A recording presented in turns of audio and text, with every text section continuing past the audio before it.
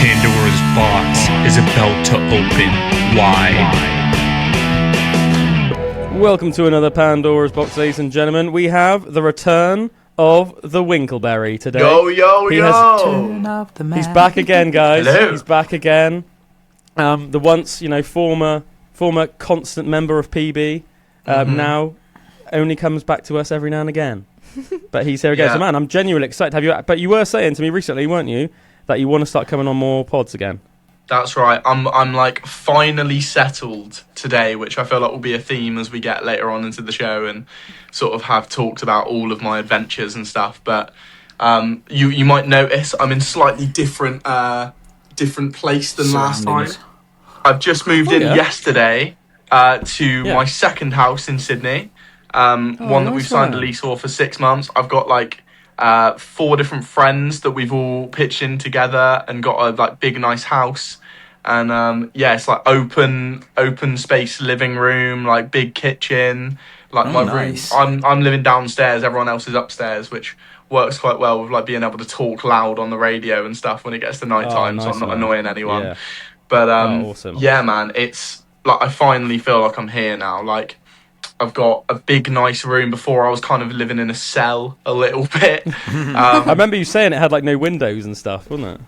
Oh, it's, to be honest, now looking back, I'm surprised I pushed through on that for so long, because I literally only moved into here yesterday, and then this morning I went out to like go and grab the rest of my stuff to like finish moving in here, and that place is a poo hole. That place, to be politically correct on the radio, is a poo hole.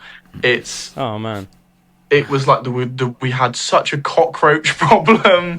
Serious? Yeah, like, and there was like no windows really anywhere inside, so there was like no natural light. My room was like it only really fit my bed, and like there was like a TV. So like moving into, I'd almost forgot that seemed normal. After like so much time of being there, and it's only since I moved into this place and going back there today that I realised how small that place was and like how grim that place was. Like it all smelt a bit as well, and like I'm glad to be out of there. Fausty. Oh, nice one, dude. Oh man, that's freaking awesome. I'm not surprised it smelt if you had no windows. You can't let some fresh air in. Yeah. Man, Yeah, and the cockroach issue as well. Jesus. Yeah. Yeah, I'm surprised they I'm not surprised they loved it, because it was a cockroach. Like if I was a cockroach, I'd want to live there, because it was just a bit grim. You know, it was even we had an aircon in my room, and you could look inside the aircon, and it just looked like there was this like black mold inside the aircon. So I didn't really want to use that, because I was like, that's gonna make me ill. And then I was ill, so that's probably what that was from. But now, like, the place we've moved into now has like brand new aircon. Like it's literally sparkling clean. It's a big upgrade on what I was in, for sure. Fit for the mayor of Winkletown. That's it, man. That's it. You know, if I'm ever going to launch my my project to become the mayor of another city, then it will be one of it. Mayor of Sydney. Heard it here first. I want to see what it looks like. You're gonna have to do some little video walk round of like the front room and like send it to us. Yeah. You can like maybe you can include it on the show in the pod or something. That'd be awesome. Cribs. Is it like MTV Cribs? MTV Cribs starring Bullwinkle. Yeah. This room actually reminds me, funnily enough, of Josh's room downstairs. When he lived in Dunkery Road. Really? Do you know what? It's really funny, because as soon it's- as you said you lived downstairs, I was going to be like following in Josh's footsteps. Yeah, I've got a Nirvana poster here and a Star Wars poster. I've got a ceiling fan, which no one else has, which, if you remember, I think Josh had a ceiling fan in that room. Yeah. I've got a lava lamp illuminating me right now, which is why I look a bit like I'm a Mustafa. I've got my camera to my left, like my bed sheets, weirdly, I think he had like dark bed sheets. I've got like dark bed sheets, so it does feel a little bit like I've just grown a couple years and become Josh. Yeah. You become Josh like circa 2005 or something. I remember how cool that room was as well. That you just had a that he just had like a fireplace in it. It was like the only kind of like bedroom I'd ever been in that has just had this nice little gas fireplace there, and you like and turn a ceiling it on. fan. It was like it's so cool. I think obviously because I guess it was built more to be like a dining room or whatever. Yeah, but obviously room, 3 kids is quite a lot of kids, isn't it? So I guess like you know, they had to just turn, I guess, what would originally have been like a little dining room into a bedroom. But it's good little incense burning on the top of the mantelpiece of the fireplace, and good memories. Because I remember when your mum and your dad and everyone first moved into that house. Josh's bedroom was upstairs. Was like the bigger bedroom upstairs, like facing out on the road. You know. I think as soon as your mum got pregnant with you, they decided to put Josh downstairs. Yeah, you're going downstairs, mate. It was probably more because of that time that Josh terrified Jake, to be honest. And she was like, right, you're not allowed to be literally banished. Literally just like put him into counselling and that. Yeah, that was a cool room. I still remember as well. It was like the walls in his room were like red and blue. Like it was like two walls were blue and two walls were red. He had this weird, did he have this weird, tiki head or something? Or this weird, shrunken head thing? Oh, yeah. Yeah, that rings a bell. That used to really creep me out as a kid. Yeah? I remember I'm that. not surprised. Did that not I remember having sleepovers in his room. I can remember having sleepovers in his room, and we'd do, little game, playthroughs where we'd play, Little Big Planet or, Mario Kart or something. Yeah. And then I can remember sleeping on the floor in his room and just looking at that shrunken head thing and being like, I don't think I like that. Yeah, I'm not surprised, man. I'm not surprised. Literally, I have a similar memory, but actually in the house that they were living in before that, of because obviously me and Josh always used to watch all those horror movies. We'd go and buy secondhand horror movies and then watch them around each other's houses. And I must have only been I don't know how old I was, but I reckon I was only 7 or something like that.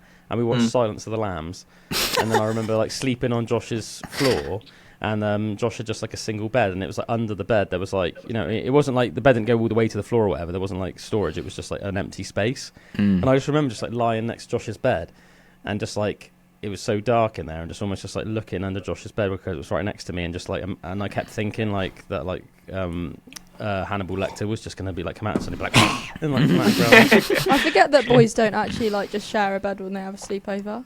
No. Yeah, we always get little dens set up, sleeping bags and loads of duvets and that on the floors and stuff. Sort of I couldn't imagine going to my friend's house and just sleeping on the floor, not just in the bed. Yeah, I mean, I think I had a little camping bed or something like that. If I had to sleep on the floor, my friend would always sleep on the floor with me. That's solidarity, that is. Yeah. Boys don't like that. Together. Boys don't like that. They're just mate, I'm sleeping in my comfy bed. It's every man for himself at sleepover. That was a bit weird. Yeah. He's like, no, just sleep top and tail in my bed with me. And I was like, no, Jake, I'm going to sleep on your floor. And he was like, no, just sleep in the bed with me. I was like, that was a bit weird. Yeah, I remember having the same thing with Jake. Yeah, he's funny. He just wants to cuddle. Yeah, that's obviously not Jake Bullwinkle and Josh's brother, by the way. But that's our other mate, Jake. But yeah, he was a bit strange to that, wasn't he, Jake? I mean, love him, don't get me wrong. God bless his soul. But yeah, it was a bit strange like that. He's trying to entice you to come and sleep in his bed with you. But, like a siren. Yeah, a bit strange. Aww. But yeah, man, I'm not going to lie, Bullwinkle, man. I say you're missed around here, dude. Just speaking from the heart. I appreciate it, man. I appreciate it. I miss being there too. Yeah. So it's it is different. Do you know what I mean? I mean, luckily, obviously, got Imogen to keep me company some days of the week. But yeah, it's mad, isn't it? It's mad how quickly time goes. Do you know what I mean? But it was years, really. Literally was years of just us knocking about together every single week, and even little things when we just randomly went and emptied the Wellington office and stuff like that. Do you know what I mean? Just almost fun random little days out and stuff like that, and then. Yeah, and then just in Australia now. He's alone. Yeah, I still feel the bits I miss the most are when we'd go in and just have a little catch up on WWE, and then show each other some old WWE videos and stuff, and just be sat there for an hour being this promo, man, you got to see this. Oh yeah. Funnily enough, Drew said the other day that he got his YouTube Wrapped, And obviously Drew just is not into wrestling, but on his YouTube Wrapped, it was heavily wrestling themed basically. It was hilarious. And I was like, oh yeah, sorry about that, man. And all these weird 2-3 hour like videos of of music and classical music and all this stuff. Yeah. All right, yeah. Well, I mean, yeah, it's a lot of Chopin and a lot of wrestling. Randomly. Yeah, man. Right. So go on. I was just going to ask I don't know if you guys have talked about this already, but this is just on my mind because me and Jake went to watch it yesterday. You guys seen the new 28 Years Later film? Yes. Yes, man. Me and Nimo have, and Josh and Claire have as well. Because I'm jealous. Me and Josh went to go see the. Drew's left out. It was the 25th anniversary of the Lord of the Rings movies first coming out in the cinema this month. As you, last month. Yeah, as you might be aware of. It came out. Fellowship of the Ring came out 2001, around sort of like Christmas time or just after Christmas, something like that. And to sort of like commemorate that, they showed the extended versions of all the movies in the cinema. And me and Josh went and saw the Fellowship of the Ring like 4 weeks ago. And then Two Towers the week after that, and then Return of the King last Wednesday, and that was epic, man. But that's the extended versions are freaking long. That's really cool. Yeah. I think Return of the King, the extended edition, is just shy of like 5 hours. Damn, that's crazy. So like, man, like, and I thought Titanic was long. Yeah. So like, oh man, yeah. So it was like. We like the movie started at 6, and then like bearing in mind obviously we had like a bit of a chinwag and stuff like afterwards, and we both like parked at work and stuff, so we had like a walk back to the car. Like I didn't get back until like midnight, like at home and stuff, which is kind of crazy, isn't it? Do you know what I mean? Like, I think it might be intense, after. But yeah, I think it was like, I can't remember if it was I think the second week we watched Two Towers, I was telling Josh about Bone Temple because I went and watched it with my mate Tyler because Imogen recommended it to me. Yeah. Because I'd seen the I can't remember if we talked about it. I saw the one that came out over the summer. Me and Tyler went and watched that one. The first one. Yeah. I remember us having like a big build up to it. So I remember us all watching like all of the old ones before, because I'd never seen any of them, and I watched like 28 Days. So months, this is a and new then one that's come out. So there's been 2 new recent ones. Yeah, man, it's kind of crazy. Drew. Yeah, it's like a trilogy. I can imagine this is trilogy. like. I remember thinking, I swear this has already happened, that it's already been out and stuff. But it was obviously the second film. You just thought it was going crazy. You just thought you had a savage case of deja vu. Yeah, that mustn't have been coming out as quick as I thought it was coming out. Like, you know. Yeah, well, it's quite cool as well because as far as I'm aware, they kept it like a secret, didn't they? They didn't really make it like public knowledge, but it was really cool, man. Yeah, so they released obviously I think like 28 Days Later came out in like, what was it, like 2001 or something 2002 like that? Yeah, 2002. Because I watched both of those as we were talking about it last time. I remember like after that, I watched rented them again and stuff. All of them are such good movies, aren't they? And then I think 28 Weeks Later came out in about 2007 or something like that. Yeah, 2007. And then obviously, and then there was a long time obviously passed, and then finally 28 Years Later came out over the summer. I can't remember what month, but yeah, it was like August or something like that. And then it was almost like such a good movie though. Yeah, and then basically like a month, like 6 weeks ago or something, all of a sudden it just started advertising like, like 28 Years Later, Bone Temple's coming out, and I was like, what the hell? Well, we had a stupid conversation on Monday because I kind of was the main leader of it though, but like thinking that 28 Years Later was 28 years from the first movie when it's definitely not. Yeah, you were getting super immersive. I was like, oh my god, it's 28 years later. You were like, yeah, because 28 days later. I kind of thought that as well, I think. Did you? Yeah. I think so. It's because we're filming. Yeah. I think they've only got away with it because it's been so long. Do you know what I mean? It's not exactly 28, but it's like it's still a long time ago, isn't it? yeah, for sure. Nearly 20. But yeah, anyway, just sort of getting back to the point though. Yeah, Bone Temple, really good, really good. Great. I could watch cinema like that all day long. Like I love all those like cool camera shots. Drew, you'd love it. Mm-hmm. It's just so artsy and experimental and. It's still out in the cinemas now. I imagine so, man. Yeah, because it's only been out for like a couple of weeks, really. I think it will have like I just have to get a lonesome one because I won't be able to get Meg to go see that. But like, it's a bit sketchy in it, I can imagine. Oh, yeah, I would say more than sketchy. I would just say it's probably the most violent out of all of them. And that's saying something because they're all into that as much. They're all violent, but this one's almost like. I mean, Josh was saying we were saying that while we were both having a waz next to each other before we went and saw Lord of the Rings. That's a good thing about being a bloke, isn't it? You can just sort of like yeah. Chat, we'll have a waz. Yeah, but we were like saying, like Josh was like, he was like, man, is it just me, or was like Bone Temple almost like too violent? And I was like, mate, I do know what you mean. I was like, as somebody that's watched a lot of violent films in my life, and it's not like, do you know what I mean? It's not like something that really ever bothers me, violence, but like, yeah, it was very, very graphic and violent. Like there were just like certain scenes with like skinning in and. You know what I mean, like skinning people's flesh, and it was just quite full on. Jimmy. And Your it- Lord and Saviour, Jimmy And- Crystal. And is it directly Oh my related God. to the last one Jimmy- that came out in Jimmy- August Yeah, as yeah, well? yeah. It's It's like oh, cool. it basically completely picks up like right after where the last one left off. So Nice. We are like the Jimmies. We've got Jimmy, which is Callum. We've Your got Lord and Jimmy, Saviour, Jimmy which is Crystal. I'm Jimmy O'Malley. Jimmy. Jimmy, yeah, he is, Well, yeah. then we got Jimmy, that is Drew, and then we've got Jemima. Yeah. That's me. Yeah, she was a little psycho, Jemima. Oh my god, me too. She was an absolute psychopath. Well, you did used to think I had a crush on psychopaths. That's I don't, true. That's but- true. I definitely think you do a little bit. I but- don't. Dexter. Yeah, but yeah, great movie though. Yeah, great movie. So yeah, just some really cool bits. Obviously, I don't want to like sort of like spoil anything for you, Drew, but like yeah, there's this really cool bit just where like Iron Maiden plays. Oh, nice. That Ralph was really Fiennes, cool to see. what a ledge. Yeah, Ralph Fiennes acts Who's that? his freaking socks off in that. Like Mhm. just like you know the actor Ralph Voldemort. Fiennes. Yeah, he was Voldemort. He was also in. He was Voldemort. Yeah, he was Voldemort. Yeah.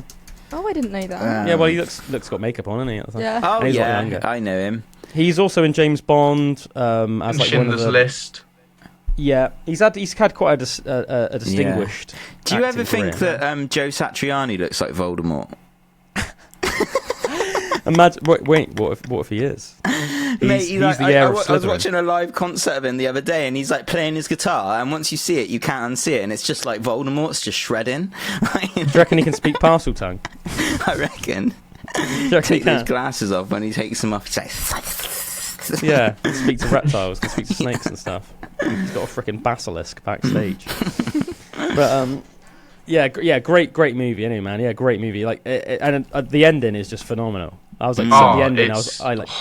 So and probably a good. for the third ending. one. Yeah, the one that's just come out, the one that's still in cinema now, Drew, is like, yeah, the ending of that's really good. Really good. Yeah, and there's going to be a third one after as well. Oh, yeah, sorry, man, yeah. Oh, nice. Yeah. So it basically sets it up perfectly for another one that's going to drop. Hopefully Man, I have that no ending, idea. long as well, I then. like actually had like my mouth wide open. Like, Yeah? yeah, I was like, oh my, I didn't think that was going to happen. Yeah, I know. I didn't either. Same. Because they've done such a good job with that movie of keeping it all hush-hush, Mm. which I think is such a feat I in didn't itself get any nowadays. because I watched it quite late. I saw it like 2 days ago. Yeah. I hadn't seen any spoilers for it whatsoever, and I'm very surprised Neither. I hadn't. Yeah, I know what you mean. I feel like I don't know, like, I mean, I don't really know how, but they've done such a good job of keeping the movie under wraps. It was crazy. And that, I can't even say what I was going to say because it's a major spoiler. Oh, can you sorry, can you guys. say it? Can you say it in a way that me and Bullwinkle will understand it without ruining it for Drew? You know what happens at the end? Mm. The specific thing. Mm-hmm. Well, everyone thought that was in the first movie as Yeah. one of Yeah, the I things, know what you didn't mean. it? I know what you Yeah. mean. Yeah, I know what you mean. So that was a lot of things, but like I was trying to. Yeah, because say it without saying my it. mate Tyler said that to me, but like that, I don't think that was ever confirmed. I think that was just fans just theorised. I that. think Yeah. they themselves confirmed that it was not true. I think fans were just like thought that would have been almost like a cool but quite grim idea, and then it sort of did the rounds, and it's just one of those things. It was a bit like an old what, you know what I mean? yeah, Like, there's a reason. it why was It almost was- like it Chinese was- whispers. It was purposefully included on the trailers. That like scene in the last one, not this one, to get people talking because they knew that people would like Yeah. suspect that's what it was. Yeah. Sorry, yeah. this is really Yeah. cryptic. This is like awful. I feel like this is bad talk for a radio But show. Anyone listening It's in good is though. like, No, it's good what are they because if talking people about? have seen it, they'll understand. But if they haven't Yeah. seen it, True. it's not spoiled as well. So I reckon Yeah, you got to go Yeah, watch it. yeah, I if you think- haven't You're seen very it. true. for both audiences. I think it's all Very right. true. Yeah. And for anybody that loves like cinema and stuff, then it's I'm sure we're selling the movie well. Yeah, go watch it. It's Yeah. great. I'm not really a fan of really scary, gruesome things, but I thought it was alright. I had Yeah? to cover my eyes a bit. Yeah, Thought I was gonna- on the thought I super was gonna- violent bits? Thought I was going to throw up Yeah. with the D-shirting, but we were good. Yeah. Didn't. I So- say it is. I would say it's the most like violent of all the. great movies, blend yeah. of comedy though as well, which I think is really important for a horror film. Yeah. Like the Jimmy Crystal was like hilarious. Jimmy man. Crystal. Jimmy. I Just like thought the way that that he just- train. I thought that Go train on. scene as well, where the guy like he comes Oh my back to him God. and he looks up and he's like, I don't have a ticket. I was like, That was funny. that's a really good scene. Yeah, that was good. Yeah, that was really good. Yeah, that's really cool. That whole little subplot with the alpha and stuff like that. Obviously, With that's Samson. yeah, that's not really obviously giving away a spoiler to you or anybody else listening. But yeah, that whole subplot with Samson the alpha is really cool, man. Yeah. and obviously, completely ties into what you just said about the train scene. Wonder what's going to happen in the next one, because there's definitely going to be a next one with how they left it. Yeah. I can't wait to see Spike again. They better not do a Stranger Things and leave it like a couple years, and then Spike's actually like a 20-year-old. He's like a 20-year-old, but yeah, they've been released within each other. It seems like they must have maybe just carried on and done the filming all as like one thing or something, like rather than like waiting a year in between and stuff. Yeah, they must have done. I like it. That's good. That is. Funnily enough, literally like they did Lord of the Rings. Yeah, that's how they did Lord of the Rings. They just filmed it all in one go. And it's funny because when me and Josh went and saw those Lord of the Rings extended editions, the 25th anniversaries in the cinema recently, every single movie had like a 5 to 10 minute sort of like prologue with Peter Jackson. Oh, and it was really cool. Apart from anything else, he's like such a cool guy. Like considering he's like one of the most like renowned and respected directors on the planet. He just like, it was almost just like him, like really scruffy in his living room, and you could just see all these like cat toys and stuff like that in the background. And he was just sort of like talking about the movies. But I was thinking, man, it just goes to show like why a director is like so important and why it's so important to have good actors. Because you know what I mean? It's like you watch a movie and I think you just sort of like in your head I don't think you necessarily think about it at all. But if you do, you assume that they probably shoot it linearly. Do you know what I mean? In like a linear fashion. But Peter Jackson was saying that like fair play to the actors, because like some of the scenes they shot, say like at the beginning of the Fellowship of the Ring, like right after that, like a day later, they would shoot some of the scenes right at the end of Return of the King. That's mental. And then that's just the way it fit with sets and stuff. And I guess so. So if you think about it, so like I think it must be for the sets. I mean, he didn't confirm that, but I guess if you think about it, right at the end of the movie when they're wrapping up. It's sort of like they're showing like Samwise with his kids and his wife, like in the Shire after like Frodo's gone to the Undying Lands with Bilbo and Gandalf and that, and it's like sort of showing Merry and Pippin there and that, and I guess because they had to have that set up, and I guess they wanted it to look exactly identical and be all pristine, and I guess even the weather to be the same with obviously the seasons in New Zealand and everything, to get that like same sort of like Shire vibe. So it would have been like mad. But think about how confusing that would be as almost like the actor, because that's what I was just thinking. It'd almost be like trippy. So like I guess Peter Jackson would have to be like, right, you need to visualize right now. You've just been on this like year-long quest. You're finally back. You're like exhausted and relieved and that, and you finally got married to this like woman that you've like loved all your life, this Hobbit woman, and like had kids with her. But Frodo's gone, so you're kind of like bittersweet, sad about that. You know what I mean? But it must have been really hard, man. Just like all the scenes were just like all over the place. It was almost just like, I did not know that. That's crazy. Yeah, it's like a big jigsaw puzzle or something, you know. Yeah, such a big project to treat as one thing like that as well. Like huge. Yeah. Like his vision. Like when you think of like how intense each movie is, having the whole vision of all three just at the same time is quite a task. Like as a director, I can imagine as well, and knowing exactly how they want it to be for it and stuff. I think, didn't I hear as well that they did try things like different ways in that as well, like there's something about the mouth of Sauron or something like yes. Did you ever see about that where they flipped it so it was sideways and it was gonna be, they was gonna have a sideways mouth, but then they said and then they were like, nah, that just looks too weird, so they basically just made it like he had all like rotten teeth and that instead, and it was just all like, and they made his mouth larger or something. Yeah, but I remember they are like, and he was like, he's not scared to try things, basically he was saying, and they would just do it intense, like balls to the wall with it, you know. Yeah. They are like miracle movies, aren't they? Like when you think about how much definitely. nuance had to go into all of those films, to then think that all of that nuance was going in at the same time, you can't even fathom it. It's blows insane. my mind. It's like it is really like a massive success story, because as well, apparently the budget wasn't even like that massive. Like I guess it's like it's like relative to how big the movies are, if you know what I mean. Because think about, they had to make like thousands and thousands of pieces of armor and weaponry, like actual like real, essentially, you know what I mean, essentially real like armor and weapons, and like all the set pieces, and then like what for at the time, and to be fair, still holds up today, really.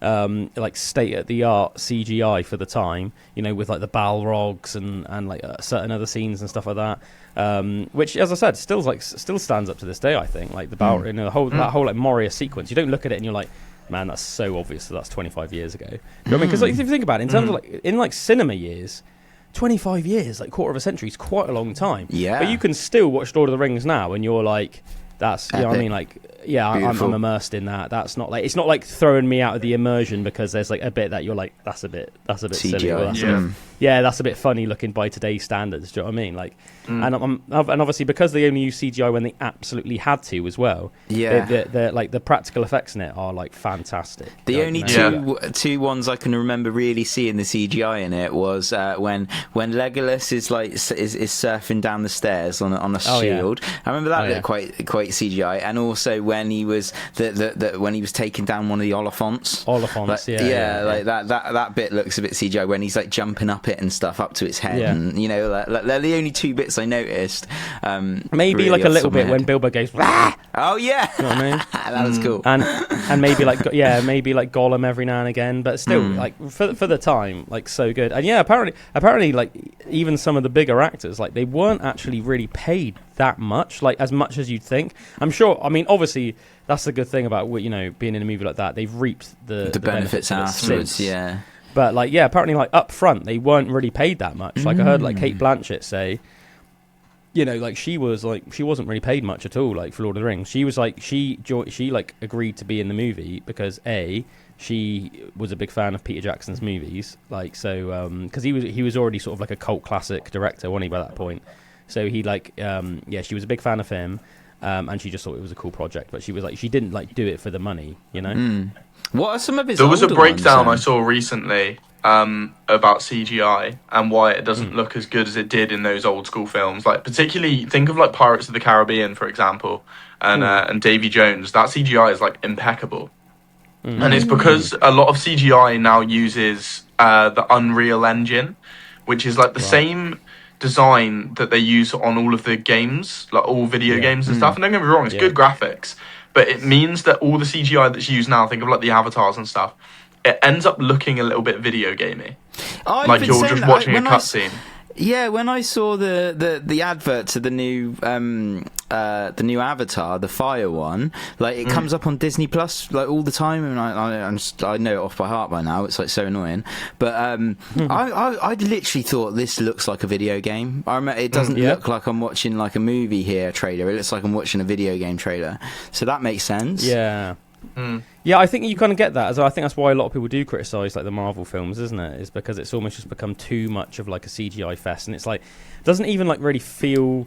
It feels almost more like a roller coaster ride nowadays, but like one where you're just like sat in a cinema seat rather than actually like watching a movie, because it's very far removed, isn't it? Like I mean, a lot of people say that like Citizen Kane or like Casablanca are like the best movies ever, and they were obviously back like 40s, 50s, 60s movies, where obviously they had to just rely on like pure plot and acting and directing like credentials. Yeah, like, and so it's very, very different, isn't it? Yeah, and that whole that cinematography of using film as well. Like I know who's the guy, Quentin Tarantino talks about like he still shoots all his movies just on proper film rather than like digital like film and stuff. And there's that whole thing like is it IMAX? Like I don't know much about it, but apparently the IMAX film rolls that you use for that, there's like they're huge, and there's like so much like dynamic range in the kind of film image that you get from it, and it's a different experience apparently. Like I've never been to an IMAX cinema, but when it's shot with that with film, I think that Oppenheimer, that one's shot on it as well, and apparently just the look of it is something it's different. Christopher Nolan. Well. Christopher Nolan gets like a lot of rights to it, I believe. Like his new film that's coming out soon called The Odyssey, which is going to be crazy good, I reckon. Crazy stat cast, like it will be a really good film. That I think is the first ever film that's been filmed solely on IMAX. Like I think it's all on IMAX, every single shot, which is pretty crazy. But yeah, it's something like I can't remember the numbers of it, but the amount that it costs to shoot 1 minute of it, like, you know, with this roll and stuff, it's like constantly get this huge camera with all this film going through it and that. But it's like really good technology because it's obviously like you know, up to like today's standard with technology, but it's still like analog, you know, and it gives this like Saturn look and stuff where you've got to rely more on the on just the light and the fog and all of that stuff. And yeah, it's like that. that other one that me and Josh I think everyone really enjoyed it, but that Nosferatu as well. How it was another low budget movie that was just shot in such a way that of epic proportions with the actual cinematography. It just kind of comes across still. I like that. I like it when they're a bit more low budget, but they're capturing something epic still that goes beyond the budget, like Lord of the Rings and stuff. It's amazing. Man, that was super artsy, wasn't it? Nosferatu. That was like a real experience seeing that in the cinema. Yeah, I love that. Yeah, I remember all three of us loved that at the time, didn't we? Yeah. There's a lot of good films coming out this year. Dune will be really good as well. I think that's my most anticipated. Dune. I love the first so two good, Dunes. isn't it? Dune 2 might be my favourite. It's in my favourite movies. It's in such a good film. Yeah, so I loved good. it.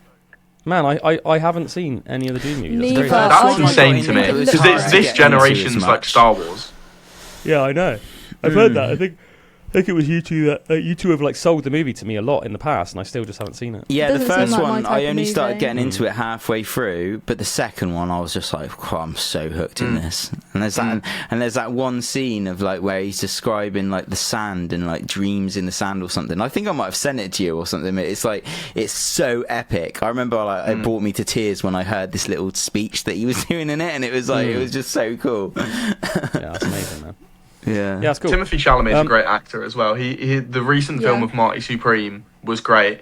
Funnily enough, me and one of my roommates today went to our local cinema, which is a cool cinema. It's called the Ritz.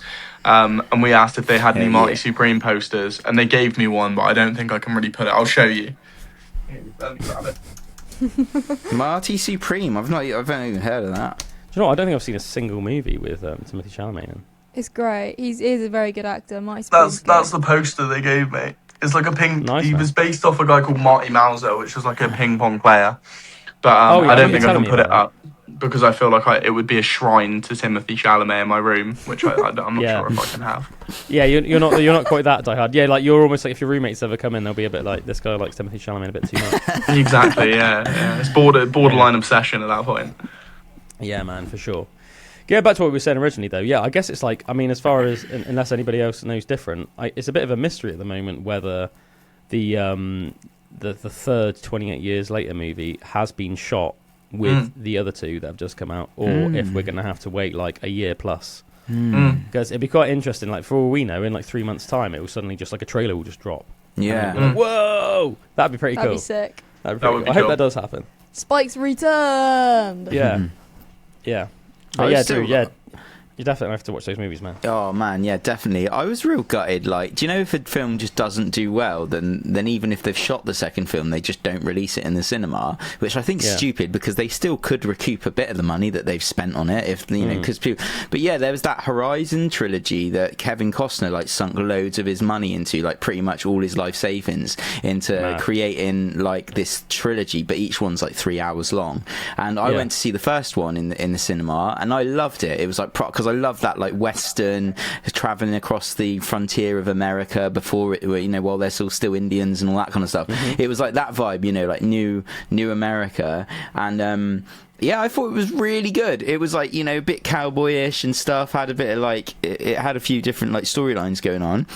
But they just never released the second one, and it's been shown the second one's been shown at a few film festivals and stuff like that, but they've just never released it in the summer, and it's there's no date for it being released. So I'm just I hate it. It's like when Netflix puts a series out and then you just realise they're not doing a sequel because the viewership. Oh, it's hasn't like been with there. Daybreak. I really like Daybreak on Netflix, but it's a zombie type, a teen zombie Don't think thing. I've heard about that one. And I really liked it, but it Yeah, got, they're that didn't get enough cancelled. views. They do that. Netflix are notorious for that, aren't they? I remember there was that one that I really liked that I got you guys into called Arcade 81. Oh man, yeah. Man, yeah. I freaking loved that. And That now it's just definitely should we'll have a never know second. what's going to happen. We're just It's never so gonna know annoying, what's isn't gonna it? So it annoying, almost man. makes me, if there's books, I'll read the book to find out. I want to know so much. I'll get the book. Getting back to Lord of the Rings and the Fellowship of the Ring, with the Peter Jackson prologue that they did before that, the Fellowship of the Ring, it was quite interesting. And obviously where I was only 11 or just turned 11 or whatever, when the movie came out, I wasn't really aware of what was what was doing the rounds in the media in terms of the build up to the movie at the time. But apparently, like, it was like heavily rumored that the movie was going to be like a massive flop. Really? And apparently, apparently it was like really sort of like, you know, it was bugging Peter Jackson and like worrying quite a lot of the cast, because obviously they put so much time and effort and resource into it. And then I think at the time we got to bear in mind that one of the reasons why the movie is like so well respected nowadays is that, like, before that movie came out, fantasy movies weren't really taken that seriously. You know, like in the 80s there was sort of like quite a few like sword and sorcery movies that came that came out in the 80s, but they were never like properly taken seriously. Do you know what I mean? Like they had their fan base. They had their fan base, but like, you know, like Conan the Barbarian and that, but it was like a lot of the fans of the movies were like, you know, it was like you're either like sort of fans of I don't know. It was almost like it was kind of like an upper echelon B movie, essentially. Do you know what I mean? It was like it was never going to be. It was always going to be a cult classic rather than a bestseller. And you know, even though obviously Arnold Schwarzenegger is like a household name now, that was like his first massive movie. So at the time, he was like essentially an unknown, unless you randomly were really into bodybuilding, which let's face it, most people weren't, especially in those days. But yeah, so it's like, yeah, they did have their sort of their loyal fans, but it was never mainstream. It was certainly never like an Oscar-winning sort of like genre. And yeah, I think that basically it was almost like considered like a little bit of a joke in the run-up to it. And then apparently it all changed. I can't remember if it was like, is it like the Cannes Film Festival or something like that? But it was something like that, like some big film festival in the world.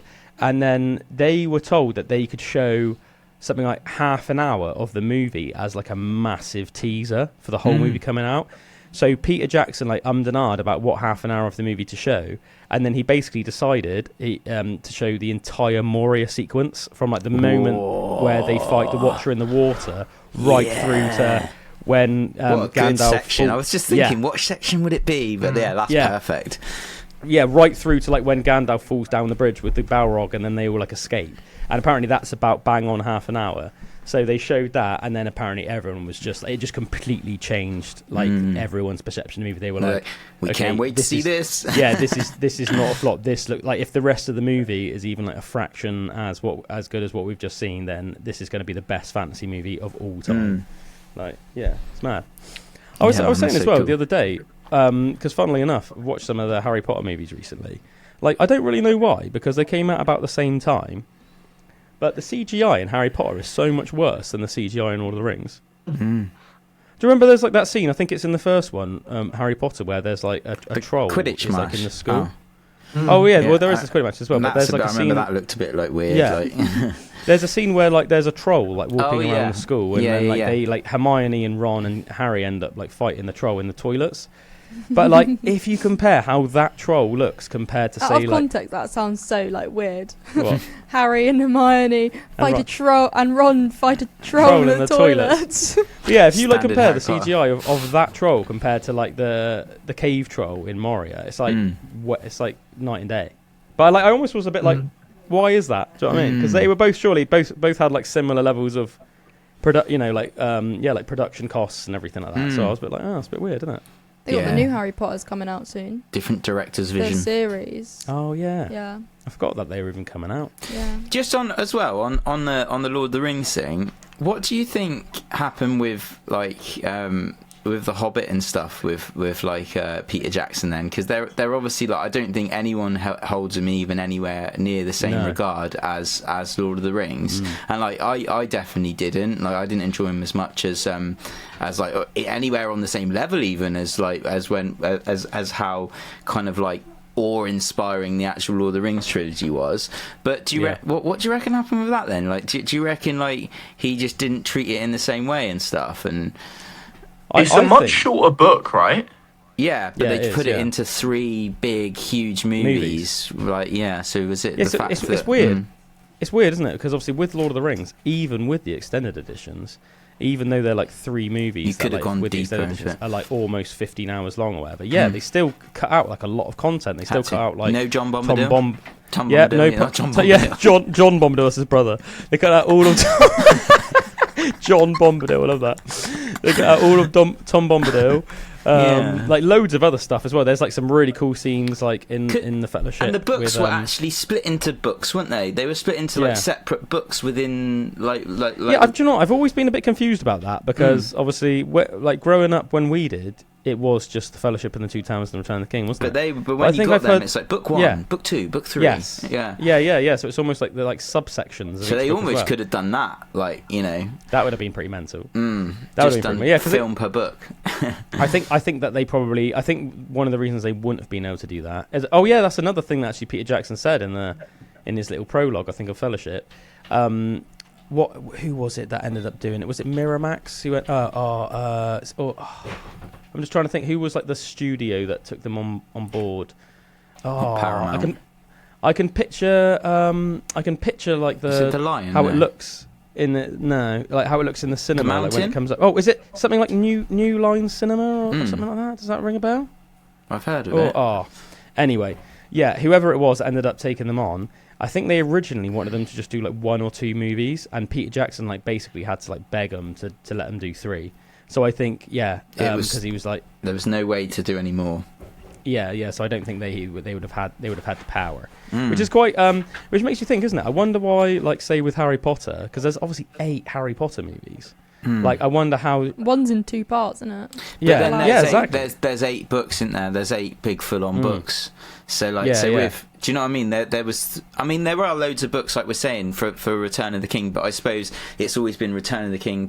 Fellowship of the Ring, Two Towers, like Return of the King. Yeah. They're like the main ones. But say for Harry Potter, each film is just 1 book. So even like the last one is the Goblet of Fire, or whatever. It's like the book was like that, where the first book was like that, but they still made it into just 1 movie, like kind of thing.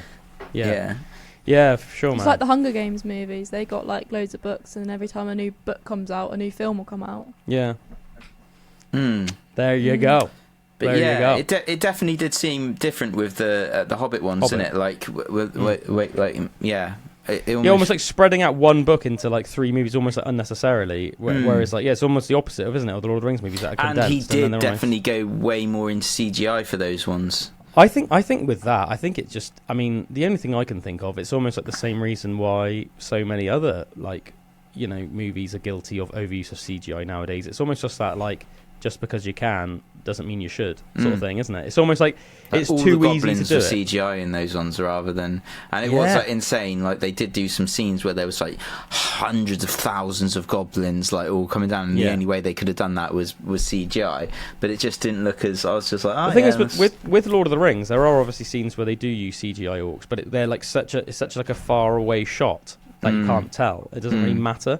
But obviously, anything that's like remotely close up, they switch to practical effects. Do you think it was? Do you think it was just like purely a money thing? Because it must have taken like months and months of countless people working overtime to make all the makeup prosthetics, to make all like the chain mail and all the swords and the armor for like the first 3 movies. So do you think it was purely just like could do that, or could just get like some CGI experts to do it in like a week? Do you know what I mean? Like, probably a deadline thing as well, I'd imagine.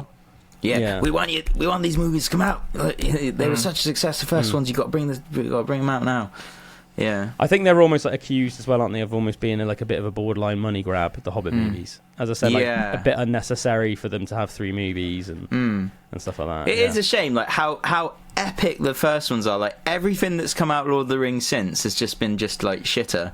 Like, excuse my French. Yeah. But like, do you know what I mean? With the Hobbit, and then with this stupid Rings of Power. Like, do you know what I mean? Like, how that went even more Hollywood and just weird, and the fight scenes. It's so hard to even find somebody that's like even a fan of that, isn't it? Do you know what I mean? But yeah, it's weird. I just think like, you know, you think about how good, say, like Lurtz or there's that Orc Gothmog in the original Lord of the Rings movie. So Lurtz is obviously like the Uruk-hai chieftain who kills Boromir and then has that epic fight with Aragorn at the end of the Fellowship. Like, he looks so good with all like the practical effects and the makeup and everything. And then Gothmog is like the one with the little crippled arm. That's like the leader of the army at the end of Return of the King. He was like a bit almost like disabled and weird looking, but he's like still just like real vicious. Like the practical effects on them look so good. Like, and then I just think, you know, like Azog the Defiler and what's the other one? What's his son called? The one that Legolas fights. Oh, I can't remember off the top of my head now, which is annoying. But begins with a G, I think. Or is it Gothmog. Is it Bolg? Bolg? Is it? Something like that. Anyway. Yeah, like their designs are almost like cool, but it would just be so much better if it was practical effects rather than CGI. Because as a bit like you said earlier on, Bullwinkle, it looks more kind of like a video game boss rather than. I just wanted to poke his chubby cheek of that first one, and that is real weird, overly rotund face. Like the one that's like the bit of a crippled bit pink. Oh no, in Hobbit, is he got like? Is he quite pink? He's got quite a pink face. No, Azog is like they call him the Pale Orc as well, and he's the one that's like really just like vicious and everything. And then his son is called Bolg. But there's the Goblin King, who's like the big fat one, who's in the mountain that Gandalf cuts his belly into. Yeah, that's what I'm thinking of. Yeah. Yeah. Oh no! Who am I thinking of? It's like. Oh God! Is it definitely in The Hobbit and not in? Oh, it might be in Lord of the Rings. And if that's the case, I think it wasn't practical effects because it's definitely CGI. What I'm thinking of. All right. And he had quite a fat, chubby face. Oh no, it was practical. It was practical effects. Yeah, his like face is real weird and like chubby. Which one is he? I reckon you're thinking of Gothmog. And he's got a weird... Yeah, I think it's Gothmog. He like almost looks like he's all like pussy and mutilated. Like puff. Yeah. Half of his face is all like burnt and like puffed, and his eye. And he's got like a little crippled arm. He's the one that's like, the age of men is over. Yeah. I'm imagining something really weird because I have no idea what this is. Do you know what? I'm just imagining something really, really weird right now. This must have been so boring for you, Emma. We've just been like, has Imogen not seen Lord of the Rings? That's fine. No, she hasn't. I've seen them, but I can't. To be fair, I don't know them well enough to relate to Gothmog. I've seen half of a Hobbit. Do you want to see a picture of Gothmog? Yeah, go on. Drew can show you a picture of Gothmog. It'll probably be enough for Bullwinkle to remember. Drum roll. They're not my type of films. I just don't understand it. It's too much like random things, like too much random things. No, the it's easy names to follow. And all these different things, like I'm like, oh. Can you see that? There he is. Yeah. Oh yeah. 10 strongest orc fighters in Lord of the Rings. That's worse than what I was imagining. That face. I want to feel how squidgy that face is. I want to like squeeze it. Yeah, that's your uncle coming through to you, Drew. You remember your uncle when I had that sunburn? He was like, I just want to slap your sunburn, and I was like a little kid at the time. I was like, what? Please don't. Yeah. You think that's cute? You think that's cute, Drew? No, not cute. I just want to squeeze it, like to see what it feels like. I do not want to touch that. No. It looks real. His face looks real squishy. No. Right, how do I stop sharing this bloody screen now? Where are you going? It's all right, I can't see it, man. No, you're not sharing it with us anymore, man. Oh, am I not? Oh, cool. Mission accomplished, man. Mission accomplished. Done it. Anyway, But yeah, man. What movies anyway? The 28 Days movies. What movies? Lord of the Rings movies. I forgot that's where we started. Crazy movies, yeah. But Bullwinkle, man. We've got the privilege of having you in today. What time is it in Australia at the moment, dude? Right now, you were talking to me at 10 p.m. Whew. Oh, that's cool. Not too bad. Yeah. So you've had your dinner? 12 hours ahead, so 11 hours I've ahead. had my dinner. I haven't even had my breakfast yet. We got pretty lucky today. There's a bunch of people next door that are having like a Chinese New Year party. I think they're Chinese students that are studying engineering of some sort, and they were having the Little Moon party or something like it's because obviously the Chinese New Year's in like a week or so. It's it's like in preparation for that they like have a little party where everyone comes over and they cook loads of food. So we went over and introduced ourselves to those people, and they gave us one of the best like beef and potatoes that I've ever had in my life. It was incredible. Serious? Free food. Man, well good. Did they cook it? Yeah, man. Oh, that's so good. Ancient Chinese. So You'll be going over there all the time for the next week. Absolutely. I said I'm going to be there tomorrow. Like, what party is it today? Are they going to release those little Chinese lanterns? When like sometimes you'll just like see those little lanterns flying in the sky, and apparently they do that for Chinese New Year. Maybe. I don't know if that will be allowed in Australia because of the like wildfires and stuff. Oh, good point. Yeah, in Britain you don't have to worry about that. There'll be like I was living in Chinatown before, and I reckon that will be pretty cool. Like I'm definitely going to head down there on Chinese New Year and see what's going on. So I'm sure there's going to be like big parades and lots of stuff kicking off in the city centre, which will be pretty cool. Year of the Wild cool, Horse. Mm-hmm. It is, I think it is. Is it the Year of the Wild Horse? Year of the Horse. Year of the Horse. Is it? No. So last year it was like the Year of the Snake, wasn't it? I think so, yeah. Getting on our and the Chinese year before New that, Year. it was Snake the Year like of the you. Dragon. Yeah. Year of the Dragon's cool. So, yeah, that's yeah. What I was going to say, oh man, you would have hated it so far this year, Bullwinkle, man. Apparently, I think I read every single day of 2026 so far. It's rained in this country. I know. I've been pretty smug about it here. Like whenever anyone asks me, like, "Oh, you're from England?" I'm like, "Yeah, it's raining a lot." From what I hear. I mean, and right now is like the nicest. It just stopped raining though. Yeah, I mean, it literally it was raining. Early this morning. It was like raining when I left my house and stuff like that. It was just like so every day. It's almost like just so. Pretty much always so miserable when you like pull the curtains in the morning. You got blue sky right now though, which is it's quite blue nice. sky right now. Yeah, which is I say it's rare. This is just like it's really nice actually to see a bit of blue sky. Like I don't usually mind the rain, but it's just like it's just like every single day for like over a month.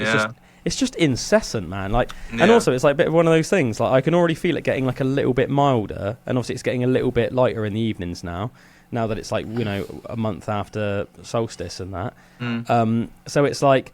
In about a month's time, spring's going to start, and it's almost like right. So is our winter this year just going to just basically been like one non-stop raining sesh? Do you know what I mean? Like where? Yeah. Like those like nice days where you step outside and it's like Crispy proper cold, and but like you like walk on the grass, and the grass you can literally hear the grass like crunching under your feet, and like all the mud's like frozen. So even though you're like walking on mud, it's like your shoes don't even get muddy because just of how frozen like the mud is and that. Like where have those days been? It feels like it's rained I've every had one single of time those. I've got in my car. Every single time I've gone somewhere to drive, it feels like it's rained, and then I just miss all the potholes because of all the flipping rain. Oh, friggin' potholes. And the thing is, it's not even just like it's just been like that here as well. So I've been chatting to some relatives that live in like Newcastle, and they were like, "Yep, it's been like that exactly the same here as well. It's like raining every single day." It's so annoying with a dog as well because it's like it's literally it's been like that here, and I've got to take him on like 2 big walks a day, and he just gets filthy muddy, like because obviously he's just all in everything,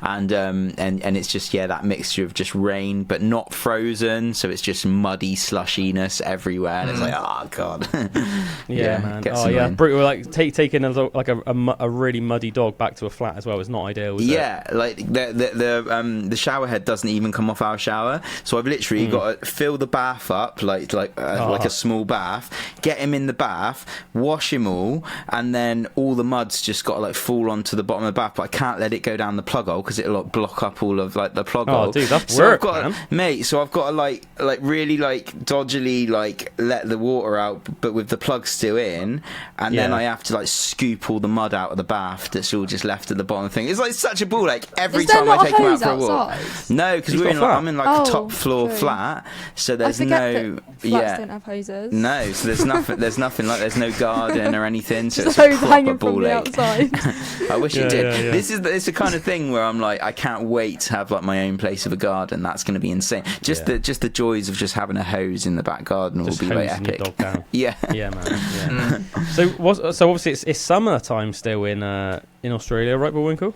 Summer in the city, that is right. So and you said earlier on it's been like mid-30s for you today. Today has been beautiful, man. Like, we've had our rainy days. To be honest, February's been a pretty poo month so far. Like, I started the month just ill, and like just in bed pretty much for like a whole couple of weeks. Like, I thought I was gonna have to get like another job because I wasn't really getting hours and stuff at the one I've got now. But I think it's finally turning around. I came around to the conclusion today that the cameras were. I was saying the cameras weren't rolling. I said I had season 1 of Thailand. I had season 2 of doing my Australian East Coast, which we'll try and speak about today because I've got so many things to talk about from that. So many Yeah, cool man, we'll get right into that in a sec. Yeah. And then almost season 3 was sort of like coming to Sydney and finding a place. And that was sort of when I spoke to you guys last time. I was sort of in the heart of it, trying to find a job and like making loads of friends again, you know, people that I've met through traveling and sort of trying to get a bit more settled. And it sort of feels like that was up until kind of New Year's. That felt like a big sort of like blowout for it. And then since then, it's sort of been like off season. Nothing's really been going on, but moving into this place today and like finally the sun's come back out. It's been lovely. Like things are looking good for work and stuff as well. Feels like I'm finally in like season 4, which is quite cool. So I'm excited to see what that entails. Nice, man. Oh, that's freaking awesome, dude. Yeah, you doing some bar work? Yeah. At the moment, I'm working in a hotel. So some of it's like lobby bar work and stuff like that. Sometimes they want me doing like conferencing, so like setting up tables, chairs, chatting to people, like doing little bar work for private events and stuff, which is funny. Sometimes we had one the other day where it was like an end of season work awards party thing, and I was like bartending for that. And it was quite a weird mix of people, like probably all like 40, 50 plus. And like scaling higher on that, and I think there was a bunch of people from Singapore, and it was a funny mix because they did the award ceremony and they were like, right, let's dance, and then like turn the lights off, and then they were putting on like, what's that song? It was like freestyler. Rock a microphone. Oh, I love that song. And they were all like getting down to that, and I was just stood behind the bar like, this is a bit mental. Yeah, I bet that's a pretty like fun job to do. Like obviously, you're still obviously doing work for us, so you're almost like doing that on the side, and obviously making like a certain amount of money every month from that, and then almost just like randomly doing some bar work and seeing stuff like that. I bet it's quite like a nice combination. It is. It's a lot nicer than if I was like trying to find like a massive, 9 to 5 or even more over here just to survive. Like that sort of allows me to have a bit of a life in the city as well as going in for short shifts, and they're actually like social, interesting shifts. Like I'm constantly chatting to people that are coming up to the bar and they're telling me stories about where they've been and where they're from, and that's I quite like that aspect of it. Is it like more evening work and stuff as well? Mostly, yeah. Like a lot of the time, I'm in going in from like 6 till 10, 5 till 9, sort of stuff. I bet you mixing all the drinks then, like you're like a mixologist. It's like this Cocktail week, with Tom Cruise. So I've told them that I'm really good at making cocktails. Now I've not worked in a bar before, but this week I've got to go in and I'm gonna make some cocktails for them to hopefully add them to the menu. So I've got to come up with like some names for them and stuff.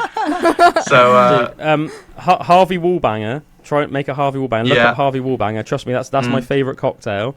If you look up like the ingredients, it's Galliano, which is like an Italian liqueur, and then I think vodka and dark rum and white rum, and then basically like fruit juice. But yeah, look it up, Harvey Wallbanger. I'll bring it in. And then you can come up with some awesome name for it, dude. yeah. I'll have to come up with like some reference to the pod or something. Sneak that in. Yeah, that'd be hilarious, man. Yeah, that sounds quite nice. I imagine where it's in the evening as well. Like obviously in the daytime, that's when you almost like want to be going to the beach and like doing like fun stuff. So that, and also in the evening it's a bit cooler. So I can imagine it's a bit nicer, like working in the evening and stuff, a bit more like chill like that. Especially if I'm working on the floor, like just collecting glasses and stuff, because you're just kind of running around from like floor to floor, like all day. And I feel like if you were doing that peak heat of a Sydney summer day, it would be intense. It already is intense when it's like 28 degrees and nighttime. So in the daytime, I feel like that would be pretty horror. You know what you were saying about you were living in that little like essentially cell before you moved into your new gaff. So like, weren't you like ridiculously hot every night when you were like sleeping in that place? I did use the AC sometimes. I mean, you know me, Matt. I'm not too bad with the heat. Yeah, I know. Yeah, you love it. But whenever I had like friends over or anything, they would always say like, your room is unnecessarily hot. Mate, I can just imagine it. Almost just imagining what a room with no windows is like on. You wouldn't have coped, man. Man, I don't think I physically would have been able to sleep in there. I think I would have gone insane, man. When I was ill, it was because I had like a massive fever, and then it was like, then it was pretty bad. Yeah. Oh man, it sounds like hell. So yeah, I bet it's lovely in your new place. So I can see a ceiling fan going on behind you. It is. I've got my AC on over there. I'm like cooled down to I think 18 degrees at the moment, so it's nice and cool in here. That's like a perfect temperature in at 18. That's like a good temperature to sleep in. You know, you can still feel like nice and cozy under the covers and that, but like, yeah, it's really nice. Yeah, I think that's the middle ground. Yeah, man, for sure. Right, well, let's well, actually, before we get into that, how was your Christmas, dude? What was Christmas like in Oz? I know that you sort of told me that. Didn't you go to like something where like loads of like British people almost like met up and? Yeah. So let me get my light back up so I'm not really dark for you guys. So Christmas. Did we do anything Christmas Eve? I don't think we did, so I'll just get straight on to Christmas. We went down to Coogee Beach, which is actually the beach that I'm like living near now, and there was like thousands of British travellers that went there. I think normally they all go to a beach called. Joe Weller was there. I'll get on to Joe Weller. Oh, yeah, you took a picture of him. Joe Weller. I've got some funny stories about Joe Weller. Oh my god. Who's Joe I love Weller? Joe Weller. That's the Joe funny thing. Sorry, Weller's just to intercede for a second. 8-year-old me wanted him to be my boyfriend. It was really funny because like I think I saw the story of you with Joe Weller, but I just didn't know who he was. And then I came into work, and Imogen was like, "Oh my god, did you see that picture of Bullwinkle with Joe Weller?" And I was like, I'm dunno. so jealous. And then like she told me, I was like, "Oh yeah, I think I did see that one," but I just thought it was you, just some random guy. Like, I used to love Joe Weller so much. I honestly wanted him. I was obsessed with him. I wanted him to be my boyfriend. Honestly, I got his merch, everything. I was so obsessed with him. I think I wanted to be Joe me. Weller.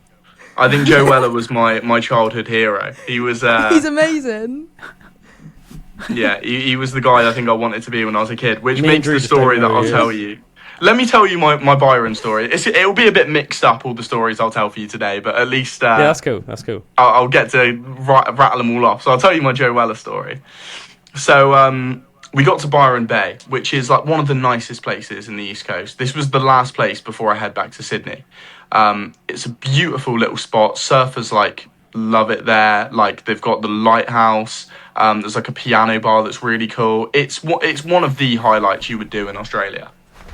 Bit Glastonbury as well. Like there's a lot of like tarot readings and like crystal shops and stuff like that. Like it's got that kind of cool like spiritual vibe to it. vibes. Yeah.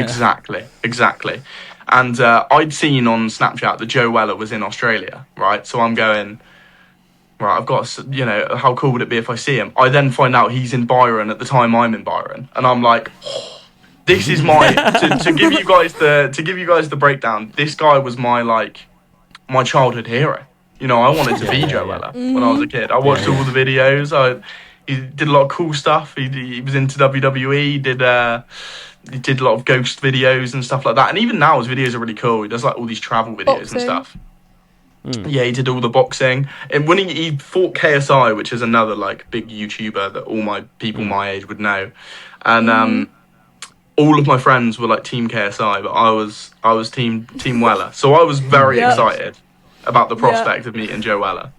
And while I'm in Byron, the first like day, pretty much everyone that I'm meeting, I'm chatting to them about it. They're like, "Oh, we just met Joe Weller earlier," and I'm like, "What?" Whole day passes, I don't see him. But literally by this point, every single person I know in Byron has seen him. Right? So I'm devastated, and I decide that I'm going out on Weller Watch. I was calling it.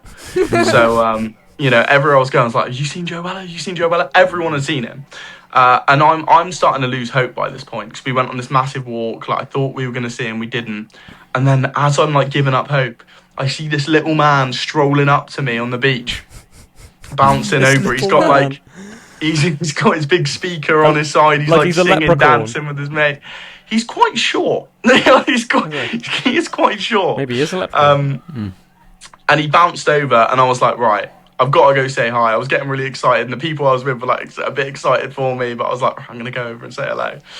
And I just tried to play it cool. So I just walked past, and I was like, "What's up, dude? Well, man, how's it going?" And just dapped him up, and then just kept walking. Because I was like, yeah, man, that was cool. I played that off. Yeah, man. And, slick. Yeah, exactly. And I thought that was the way to do it, right? I was quite happy with that. If that was my experience, I was quite happy. What's up, Weller? And he was just like, "How's it going, man?" And I was like, "Yeah, not too bad, man. Not too bad."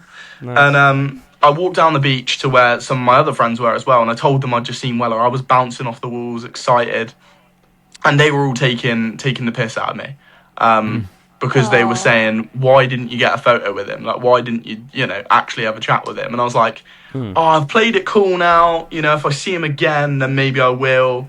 And then I turn around, and he's like walking back up the beach towards me, and I'm like, now I've got to go say hello again. Right? now I've got to go Got to. I've told the girls that I'm gonna go make friends with him if I see him again. So I'm like, right. You should have hit Screw him with it, a yo I gotta do yo. it. I'm back again. Exactly. So I walk up and I'm like, well, man, I tried to play it really cool earlier. I'm actually a massive fan. And he was like, oh, sick, man. And then we got to chat. I was just listing off all his videos at him. Like, yeah, I watched from like back when you did Ronaldo chop. I watched and I listed off like his old career. And he was like, yeah, man. I was like, and then he got his mate to. By this point, we're just walking down the beach together now.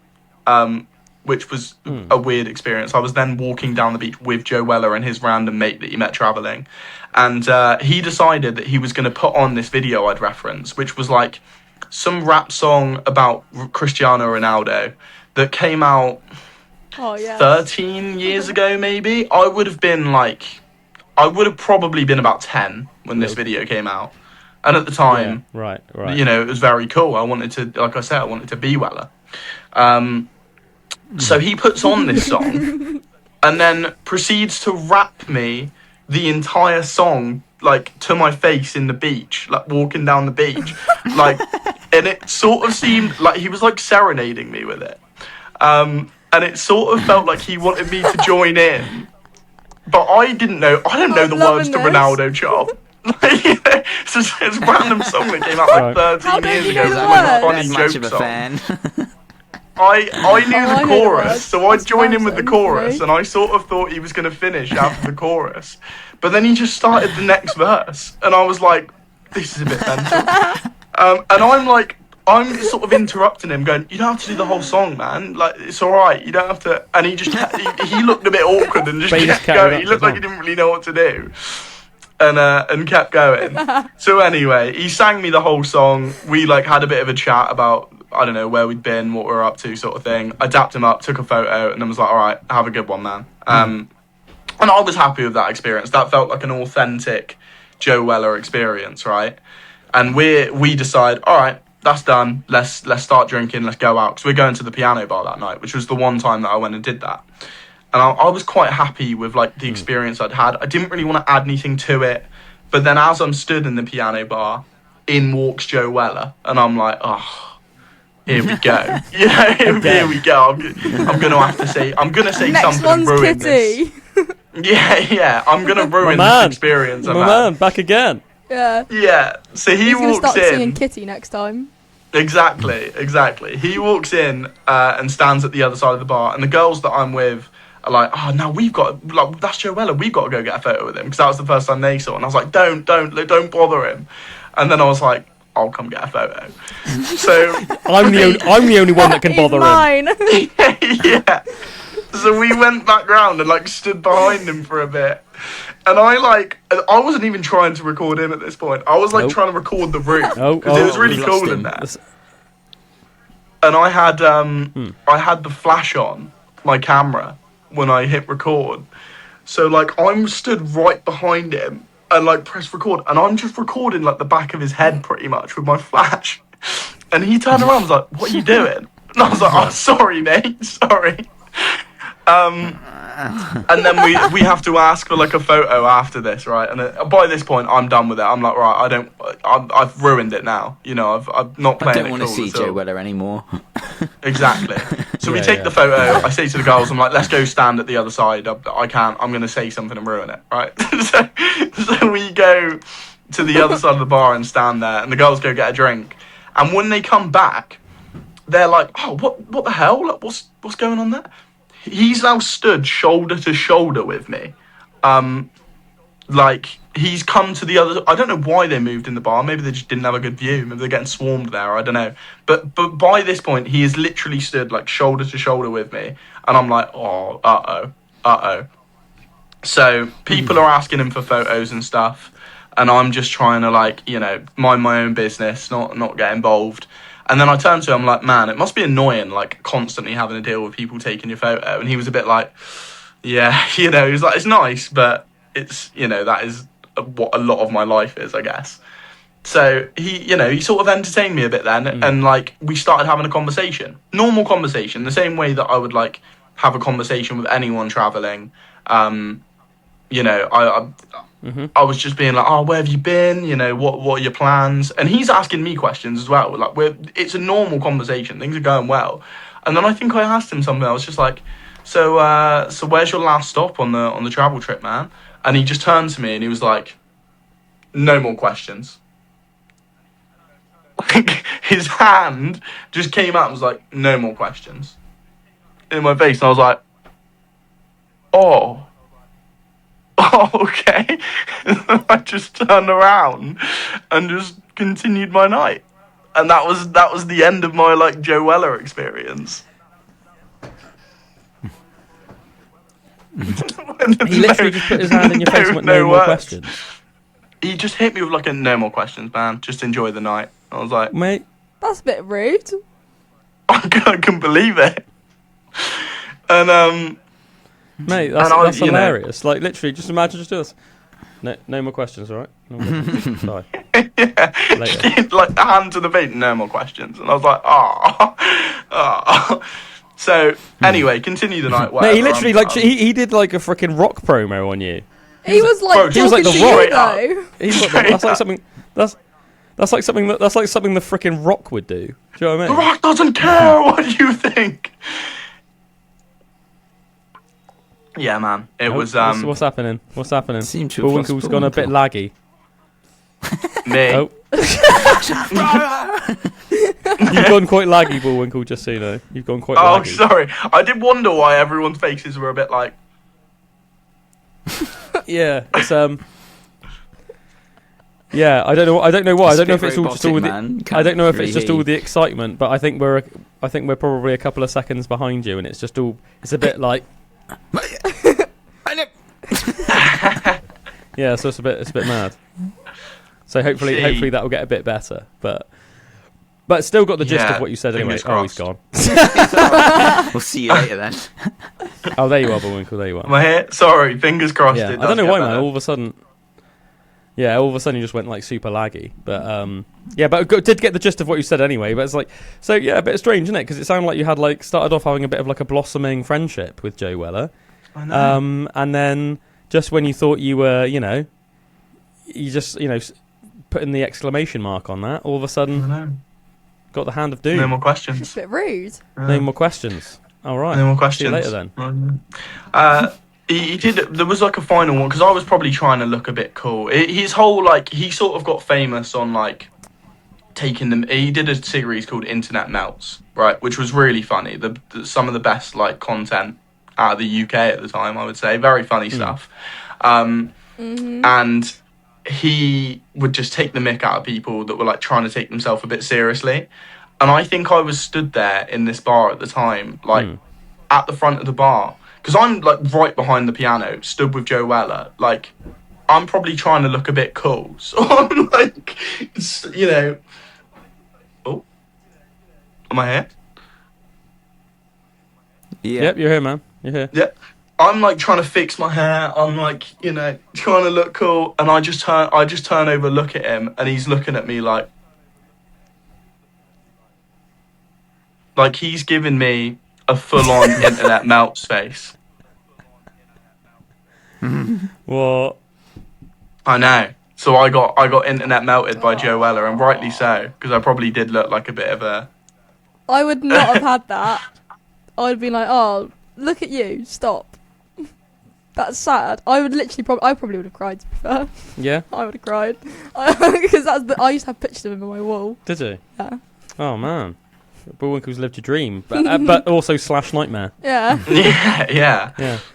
I didn't mind it. I just thought it was quite funny, to be honest. To be fair, as long as he was answering my questions, I'd have probably been asking him. So he probably had somewhat of a leg to stand on, I suppose. Fair enough. Yeah, fair but enough, that was man. my Fair enough. that was my full-on there's Joe Weller story. Do you think there's anything? Oh, nice, man. Nice. I was just thinking, man, do you reckon there's anything we can do about this lag? Is it, Drew, do you reckon it's because... well, I'll tell you what, let's just go to a song a minute, so that people listening don't have to listen to us discussing this. We're going to play a song, we'll be back in a minute. In the time it takes to listen to Hotel California Bullwinkle's been sorted. So Bullwinkle is back with us on I'm here. on PB, and he can continue telling us his tales of Australia. So yeah, you were just telling us about your interesting interactions with Joe Weller, so that's quite funny. Yeah, a bit of a weird one. Like, I was so excited for it all, and when I told everyone, I think I walked away and I looked a bit sad. I looked a bit like, never meet your heroes. Yeah, and my friends were like, "Oh, what happened then?" Because one of them took a video of us chatting, and he's like in my ear, smiling, like we were having a nice conversation. And then when I walked away, I was like, he told me no more questions. They were like, what the hell? What the hell happened there? Oh man, yeah. I mean, it's funny though, isn't it? It must be really weird being that level of fame. Like, well, I just said it's like a bit weird because he was the one who came up. Like, you tried to like give distance and walk away from him, and he's the one who came back up to you. Yeah, you were his safe place. Yeah. Exactly. A few moments. What about Christmas, man? Anyway, how was Christmas in Oz? It must have been like mental going from like, obviously a British Christmas is a very particular type of Christmas, isn't it? It's usually like, you know, it's either like cold or rainy or whatever, and then it's like all cozy indoors. Everyone's got their Christmas jumpers on or whatever, like nice big roast dinner. What was it like having Christmas in Oz? We did the Christmas like traditional Oz thing, which is like going over to Coogee, which normally is Bronte Beach, but they shut that down because there's always like loads of backpackers that go there, and then there's glass and a mess. So instead, everyone went to Coogee this year. So there was thousands and thousands of people all just at the beach. It was actually a bit of a cloudy day, unfortunately, Christmas. But to be honest, I think that's a good thing because it was still like people were still getting massively sunburned. Like everyone just bought tons of bags of alcohol and goon, which is wine, like box wine. That's like the cheapest drink that people tend to get. That sounds very Australian. Goon. Goon. Yeah. Let's get on some goon. Get your goon out.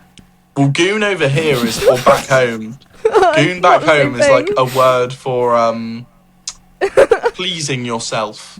Yeah, it's not the same thing. You're just going, I'll grab a goon, mate, and I'm like, oh my god, no.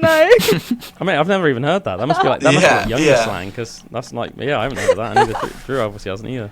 Yeah. So that's what a goon is like back home. So it's weird for everyone to be like, yeah, I'm gonna go to the shop and get some goon. Oh right. I'm gonna go goon. Never heard that before. Little goon in Tash. So yeah, it was just a bit of like a drunk, tipsy day where everyone, like pretty much everyone I knew in the city was at this beach. So it felt like a weird mix of just being in this huge crowd that you were like weaving in and out of, and every now and again you'd see someone that you knew and be like, oh hello, and then you dance with them for a bit. There's tons of like, there was tons of like DJs and stuff that were all like spread out throughout the green and the beach and stuff. So yeah, everyone was just kind of getting mixed in, dancing around. It was a bit of a different day, but to be honest, there was no like Christmas dinner. Me and Jake both gave each other a Christmas present at the start of the day, which we both bought each other tickets to go see The Darkness. So we ended up with 4 tickets. Oh, nice, man. Awesome, dude. Awesome. Oh, so you didn't know that you were doing that, but you just like, no. Oh my god, that's hilarious. Mate, that's freaking amazing. That's serendipity for you, that isn't it? I know. You gave it to we me opened first. it at the same time, and then we're like, oh my god, we've bought each other the same thing. have you seen them yet, or are they still not yet to play? That's at the end of this month. We're going to try and sell 2 of the man. tickets and then like go to another gig as well. But yeah, it's going to be really cool. What? So you both got each other 2 tickets? Yeah. Oh right, I see. Yeah. Man, that's hilarious. Man, that's no way. How is Jake in general? Is he alright? Good. Yeah, good. He's he gets mixed in a lot of like my friendship group and stuff as well. Like whenever we go do something, Jake always comes along. So he's good friends with everyone that we've been hanging out with, and we've just been going and doing like loads of social events. There's been a lot of like, I've probably drank more in the past like 6-7 months than I have in years. Really? Because it's just like, I don't know, it feels different. I guess because it's summer still, but it still feels a little bit like on your days off you're travelling, like you're still just meeting friends and going and doing cool stuff. And I guess because you're in Sydney, like the other day we went to Newtown Fest, which was just a street festival which had like over 280 artists. All of the pubs were involved. It was called King Street Crawl. And the idea is you just like do a pub crawl from one side of King Street to the other. There's like tons and tons of bars, restaurants. They've all got different like events going on, different musicians playing, like all the drinks are really cheap.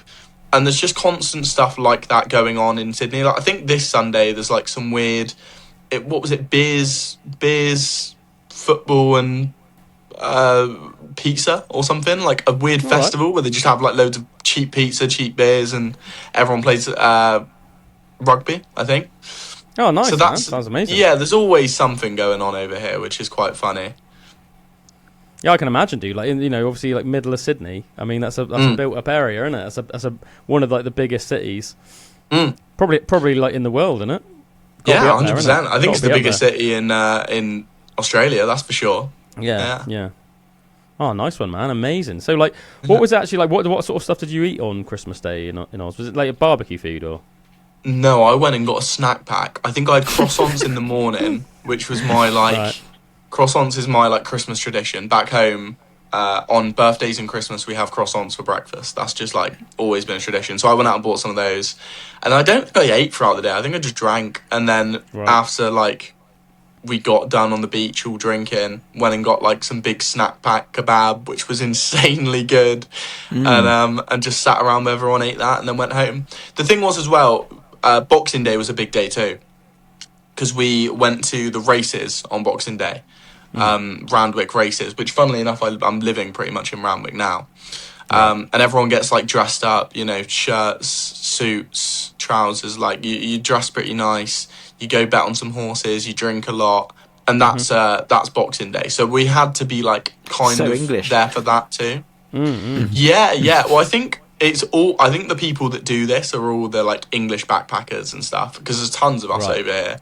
So, like, I guess all the Australians are probably sat with their family somewhere, like, having a barbecue or, like, doing a bit more of a traditional one, a bit more family-orientated. But, it was cool to, like, join in on, like, a traveller Christmas for once, Yeah, for sure, man, for sure.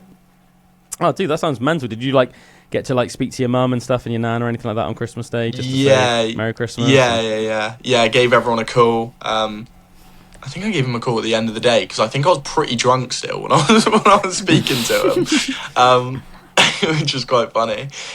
But yeah, it's funny over here. You kind of like make another little family too. Like the people that I'm living with at the moment, it's like having your own little like family that you have over here, because everyone's in the same boat of not, you leave home and you don't have anyone, so you kind of just like pack together.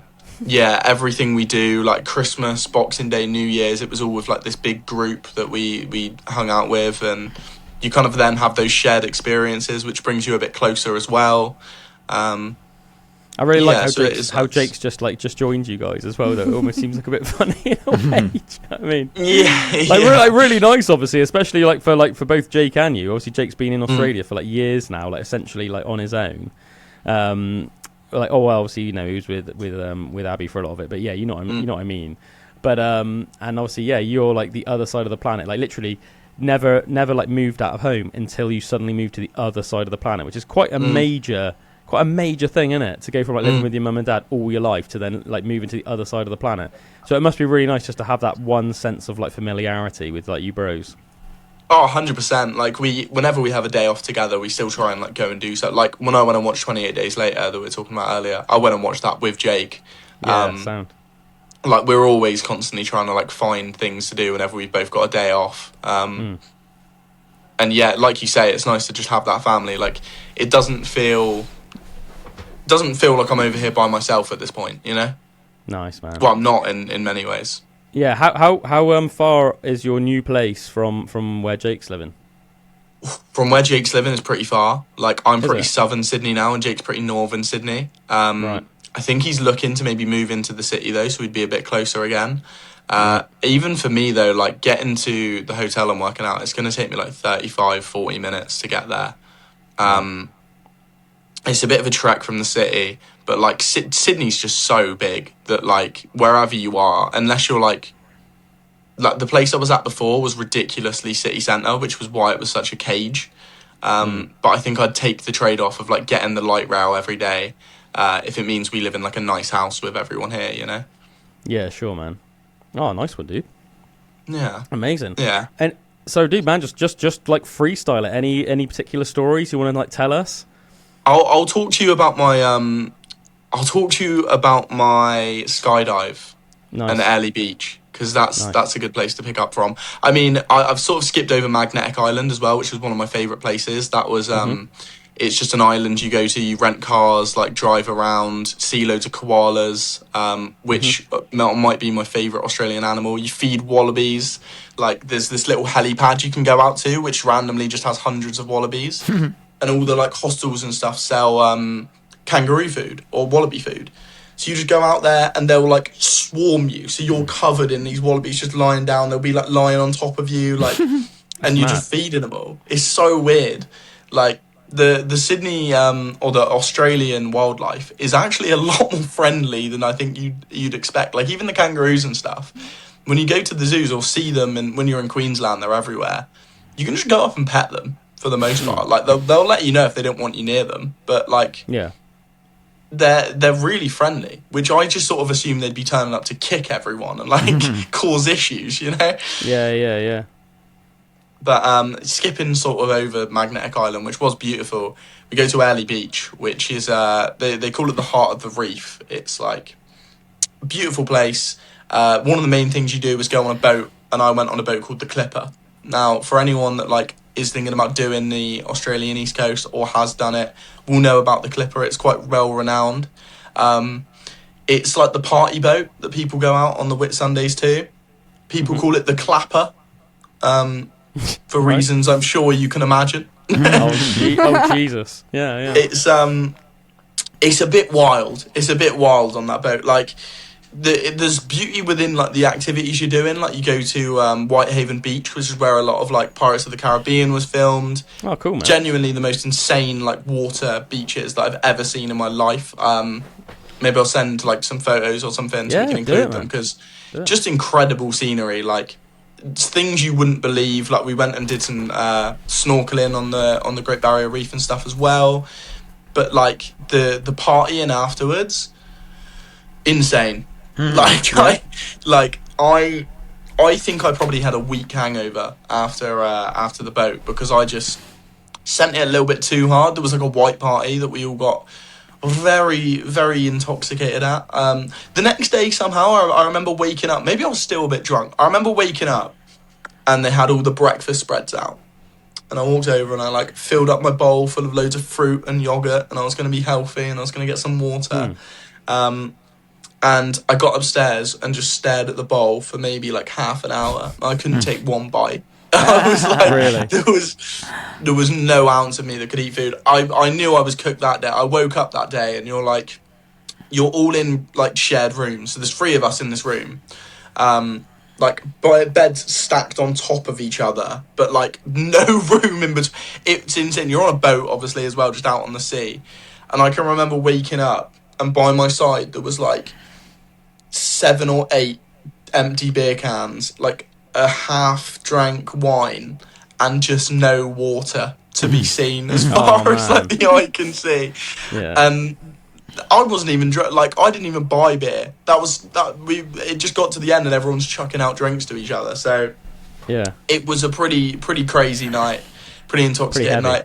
They did tell us about one guy that we were asking like some stories of the Clipper, and they told us about this one guy who did some naughty things on the boat, some illegal things we could say, and they had to obviously take him away.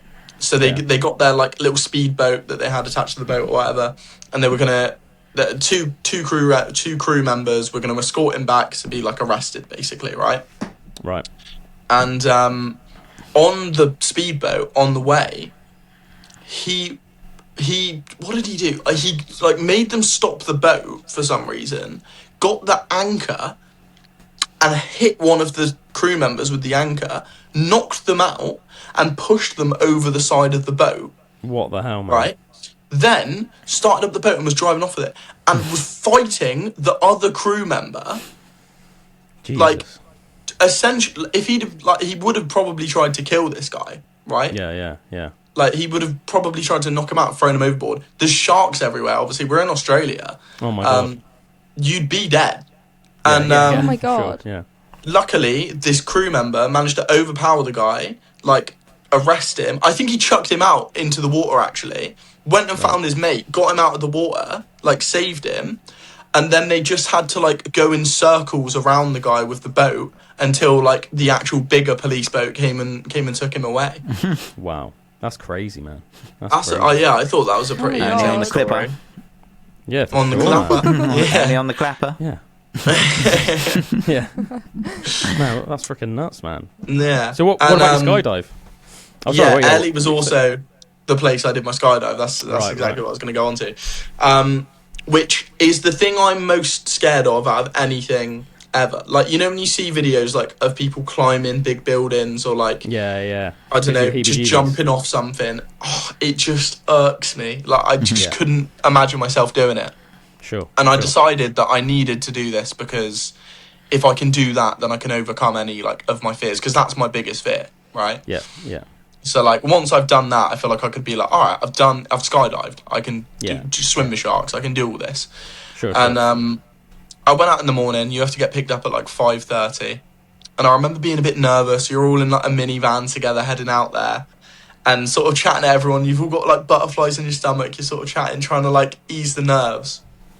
And everyone that I went with then got taken out to go on the plane to do their skydive, except for me and two other guys. So me and these two other guys had to wait for half an hour Trepidation. for the plane to be done, so that the plane could land again, pick us up, and we could go do ours. Right. So we were just sort of in like limbo a little bit, waiting for these people to be done, which I think you would expect would make you more nervous, if anything, right? Yeah. But it actually did the complete opposite, because I think it was so early, and I was just a bit tired, and I was a bit like, at this point, I just want to do it. You know, I don't want to think about it. I just want to do it. So by the time they came back to pick us up, all of those nerves had kind of gone, and I was just a bit like, all right, let's just do it. I'm ready for this now. Whatever, it'll be cool. Sure. So you hop on this little plane, fly up. The whole time you're looking out the window, like, this is insane. They're pointing out all the spots to you that are like, that's the most densely populated crocodile river in all of Australia, like all these different bits. And you edge closer to the end. He's got you strapped up to his thing, hoist you over the edge, and then you just drop. Wow. And it was incredible, insane. He said, because I got a video with it as well, right? And he said my video is like, he was really excited after it. He was like, that's one of the best videos I've done all year. Because as you drop normally, you sort of like spin loads and you can't really tell what's going on. But in ours, we just stayed completely like still.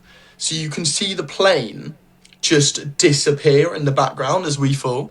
Like it just gets smaller and smaller. And the guy even turns around with his hand and goes whoosh to the plane as we're falling away, which is so cool.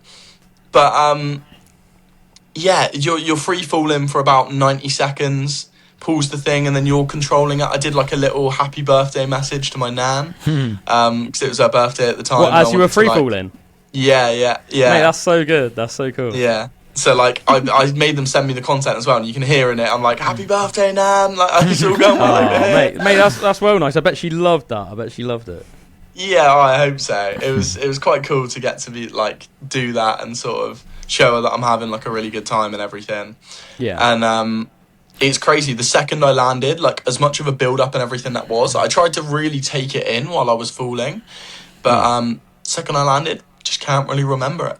Like, really, I can't really remember the feeling of what it was like when I was over the edge. That's what I was just going to ask. I was like, because I can't imagine that. I've jumped off something quite high, and it obviously makes your belly go and that, and it's a bit weird. But I've never like free falled anywhere or like fell for a great distance. Cause I'm wondering, does it feel like there's just a massive hair blower blowing on you, and you don't really feel like you're falling? It's more just like pressure of just the air, or is it like you can have this sense that you are like falling? I can't imagine what it feels like.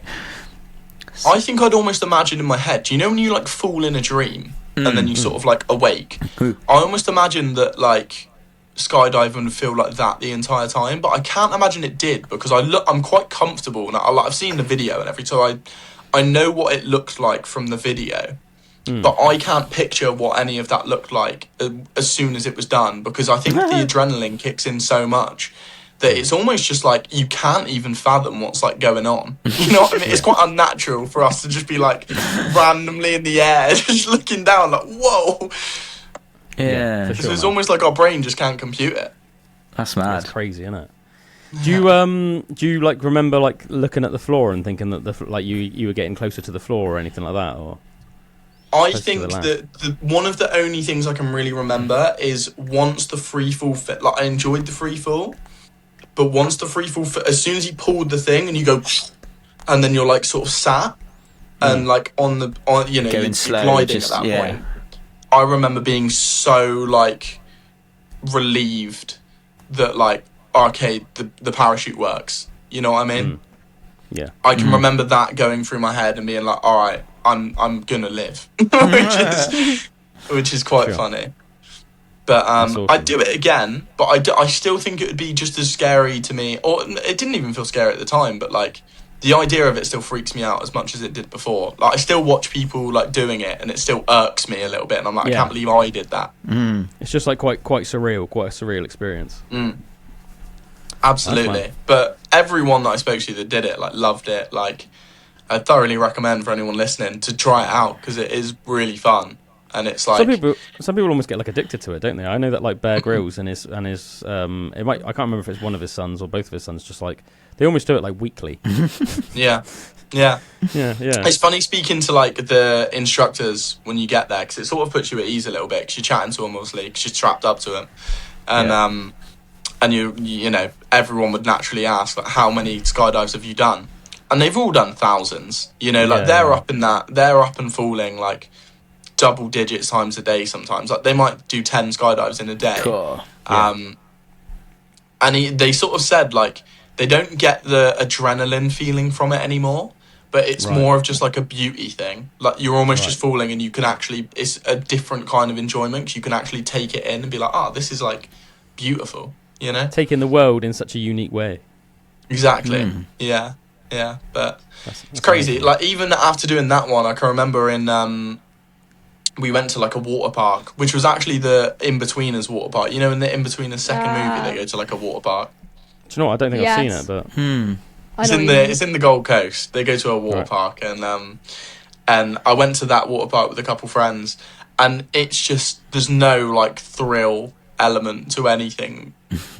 Like, really, you know what I mean? It just felt like I don't know. I felt like my adrenaline must have spiked so much that. Right. Hopefully there was no recreation This is of child's what play. happened in between a movie Yeah, though. no, there wasn't. I can assure you. If there was, it'd make for a good story on the pod. Imagine. Oh man, yeah. I guess yeah. When you've done something like crazy like that, like skydiving, yeah, like it's you set the bar very high, haven't you? Exactly. Yeah, like it would be hard to top that. I mean, I'd love to still go and do some thrill-seeky stuff at times.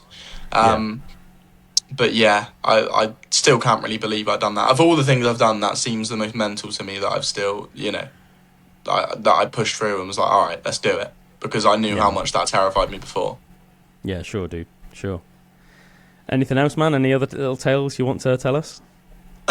There's some other little bits, like across my travels, there's a lot of, I'll note some of the places I went to. Noosa and Fraser Island, which I think someone just died at the other day. People are dying in the water, like left, right and centre here at the moment. Really? Like, people are just getting eaten by sharks.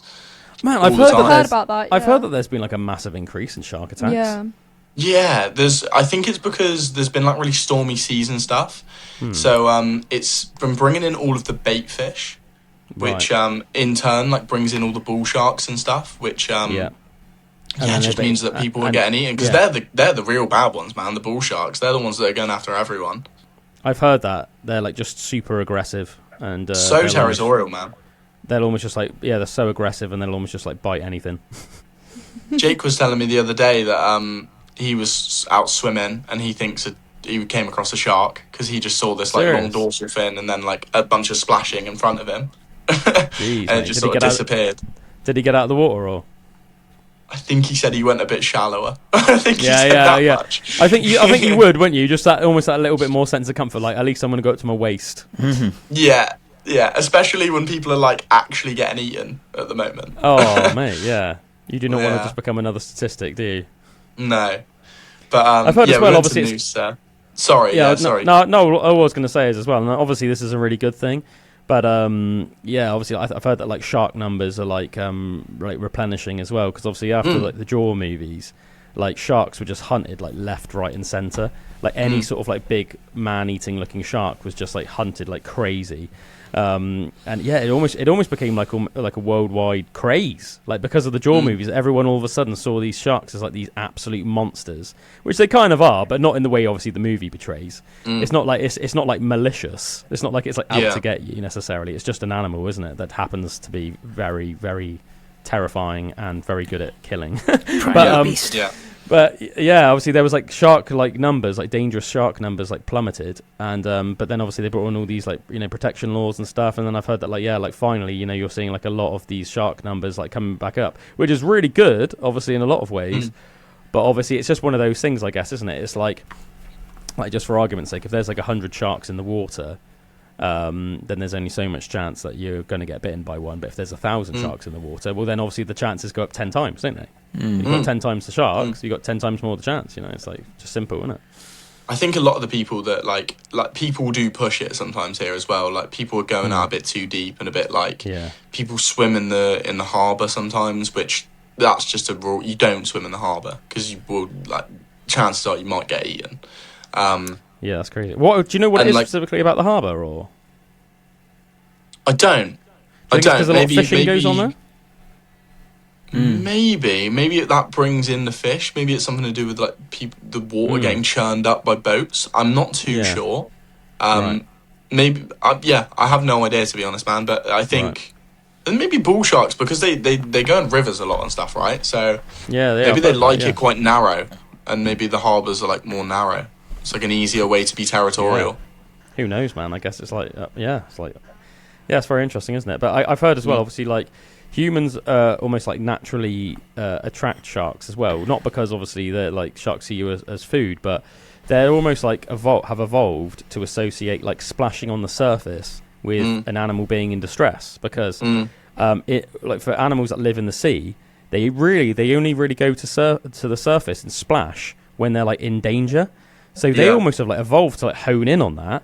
But obviously that's what we do. Like relatively speaking, like we're like even like a good swimmer in like human terms isn't a good swimmer if you're like a frickin' fish or a turtle. Do you know what I mean? So it's like you're still on the surface, like splashing around, especially if you're doing like mad front crawl and stuff like that. Like think about the amount of splashing you'll make, and every single big splash is almost like a radar frickin' beacon. So like a shark that's just like honing in on that then, and then like even if they're like sometimes they might see you and be like, I don't really know what that is. I don't think that's food. I'm just going to leave it alone. But then sometimes, if they're super hungry, super aggressive, they might just be like, "Well, I'll just take a rip out of it and just see what it's like." By that point, you're already bleeding out, or like lost a limb. Bull sharks are like really territorial as well. So like, if you're in their water, they'll see that as like a threat and be like, "All right, you're getting it."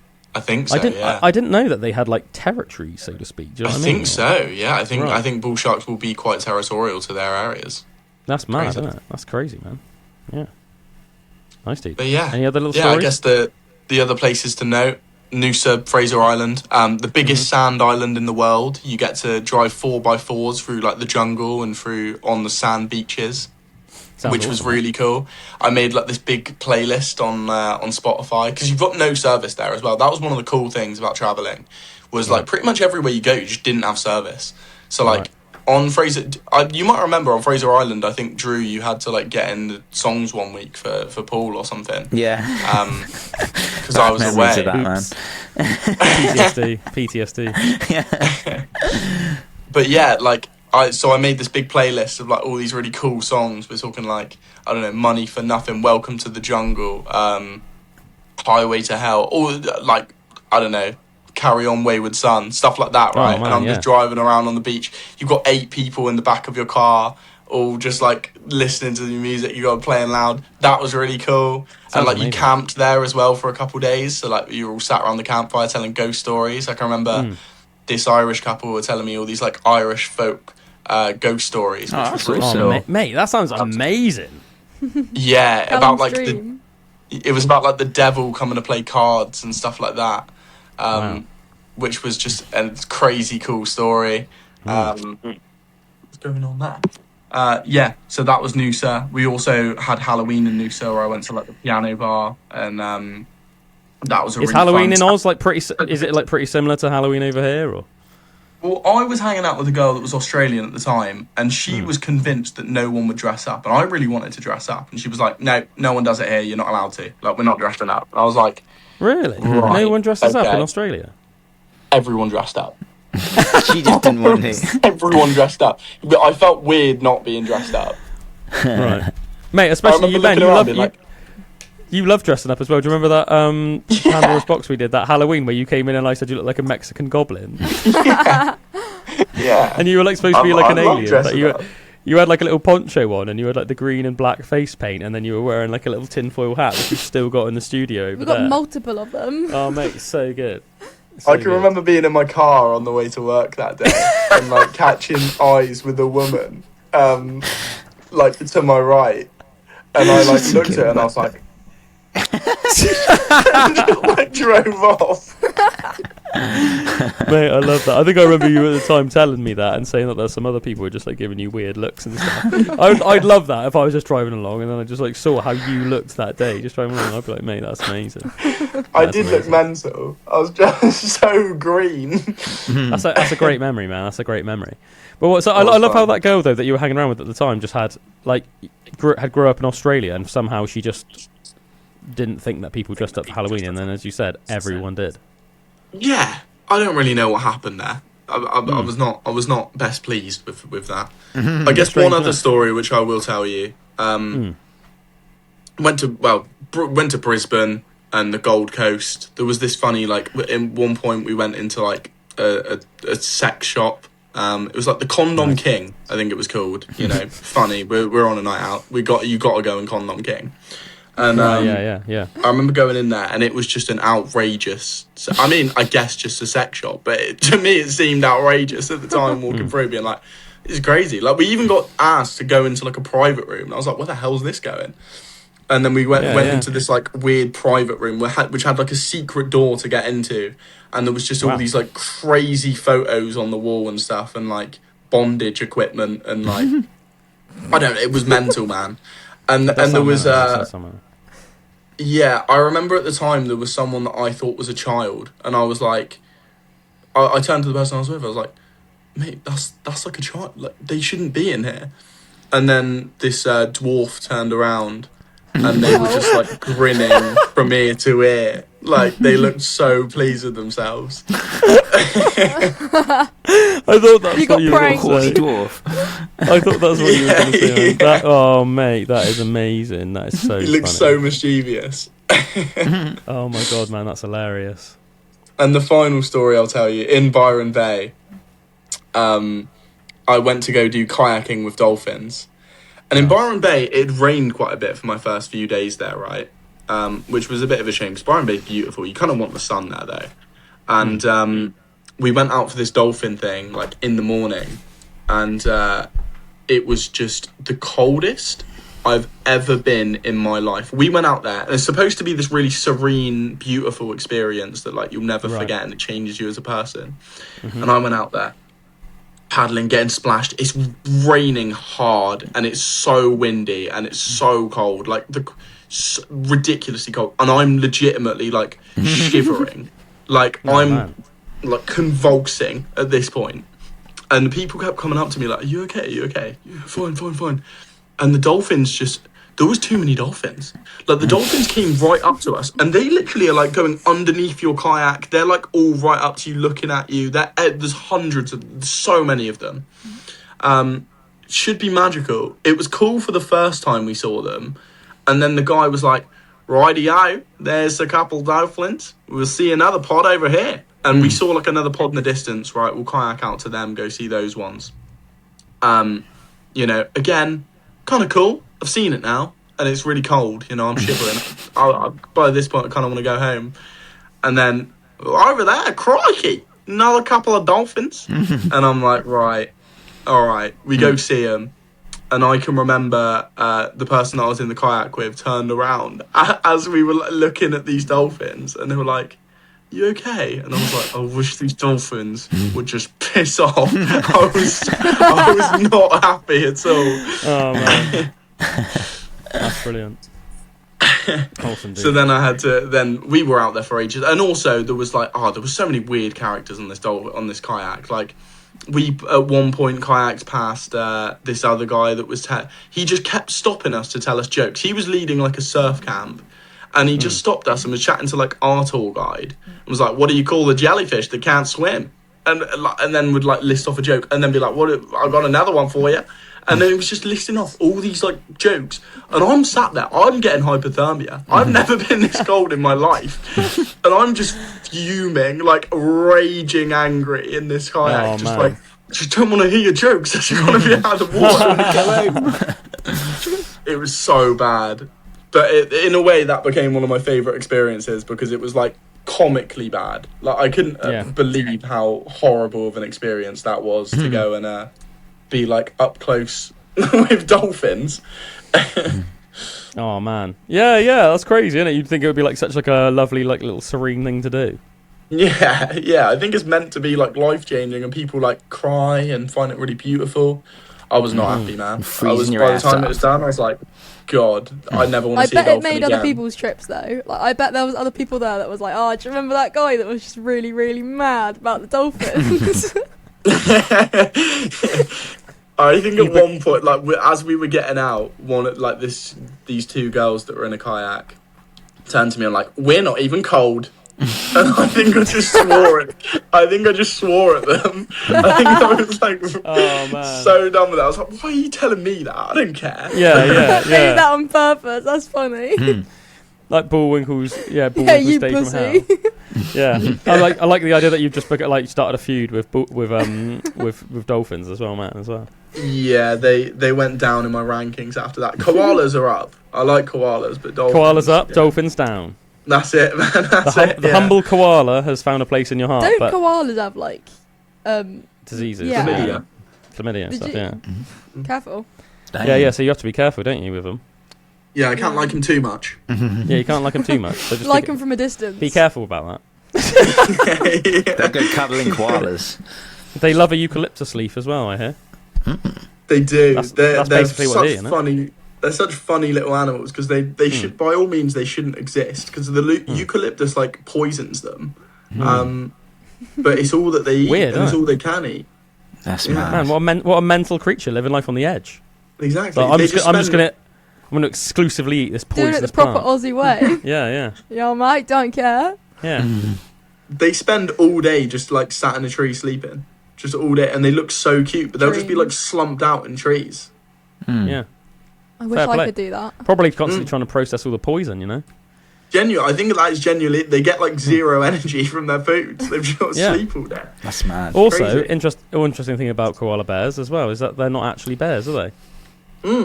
They're like the frauds of the bear kingdom. Because like I'm pretty sure every other thing that you call a bear is a bear. Like a panda is a bear, obviously. Black bear, brown bear, polar bear, all bear. Properly bears. Like they're all related. Pooh Bear, Winnie the Pooh. Yeah.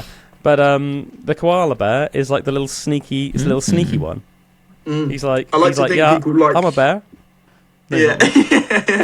I like to think people like koalas so much that they were like, yeah, you can qualify. You get a cool name. Is it because they're like it almost looks? Like I was going to say it almost looks like a teddy bear, doesn't it? Yeah, and they're real soft. I can imagine. Yeah, it's soft. I like their nose. Their noses are like really cool. Their little button noses. Yeah, I want to just squeeze it. They look far more like actual teddy bears than real bears, don't they? I got to stroke one in Australia Zoo, and they're so cute, man. They're my favourite Australian animal. So cool. That's so cool, man. Yeah, there you go. Well, man, it's been a pleasure to have you on the pod, dude. And as I say, hopefully we'll have you on more often from now. Definitely. Yeah, dude. I assume, can you because it's like internet, isn't it? Can you just like call people on WhatsApp even if they're in Australia? Yeah. Oh, cool. That's good then. I didn't want to do you know what I mean? Because there's been a couple of times I was like, shall I call Bullwinkle? And then I'm like, I don't want to like accidentally incur some like massive charge. Do you know what I mean? But like, I thought it would be fine. But I still thought, do you know what I mean? Because that almost seems like too much of a sneaky loophole. Do you know what I mean? Like back in the 90s, if you wanted to call somebody from like Australia, you'd be like, well, no, I just can't do that. Yeah. It's going to cost like the phone bill's going to be through the roof. So it's almost a bit cheeky that you can just do that now, isn't it? As long as you're on I think it Wi-Fi. goes through Wi-Fi. Yeah, that's great, isn't it? That's great. Yeah. Oh man, yeah. Enjoy the rest of your evening, man. I say it's been great to have you on Thank PB. you. Next time you're on, we can just carry on having a good old chat about everything. And yeah, obviously, if we get you on more often, we can get back to sort of like more old school style pods where we're just sort of like shooting the breeze, so to speak, rather than just hearing about all of your Australian tales. And then you can sort of sprinkle them in as and when is necessary. When he's not here, there's Christmas Bullwinkle over there anyway. Oh yeah, obviously, yeah, like little fluffy Bullwinkle still is. He's filling in for me. He's got Christmas glasses on. Yeah, he's still feeling the Christmas spirit, even though it's. To be fair, I've got my Christmas card still up in the background. Oh, nice, man. Me and him both. Why not? Why not, man? Why not? Well, there you go, dude. You've been listening to another Pandora's Box, ladies and gentlemen. Thanks for joining us today. Thanks to Bullwinkle for coming on. We shall see you guys Thank you for having next me. time.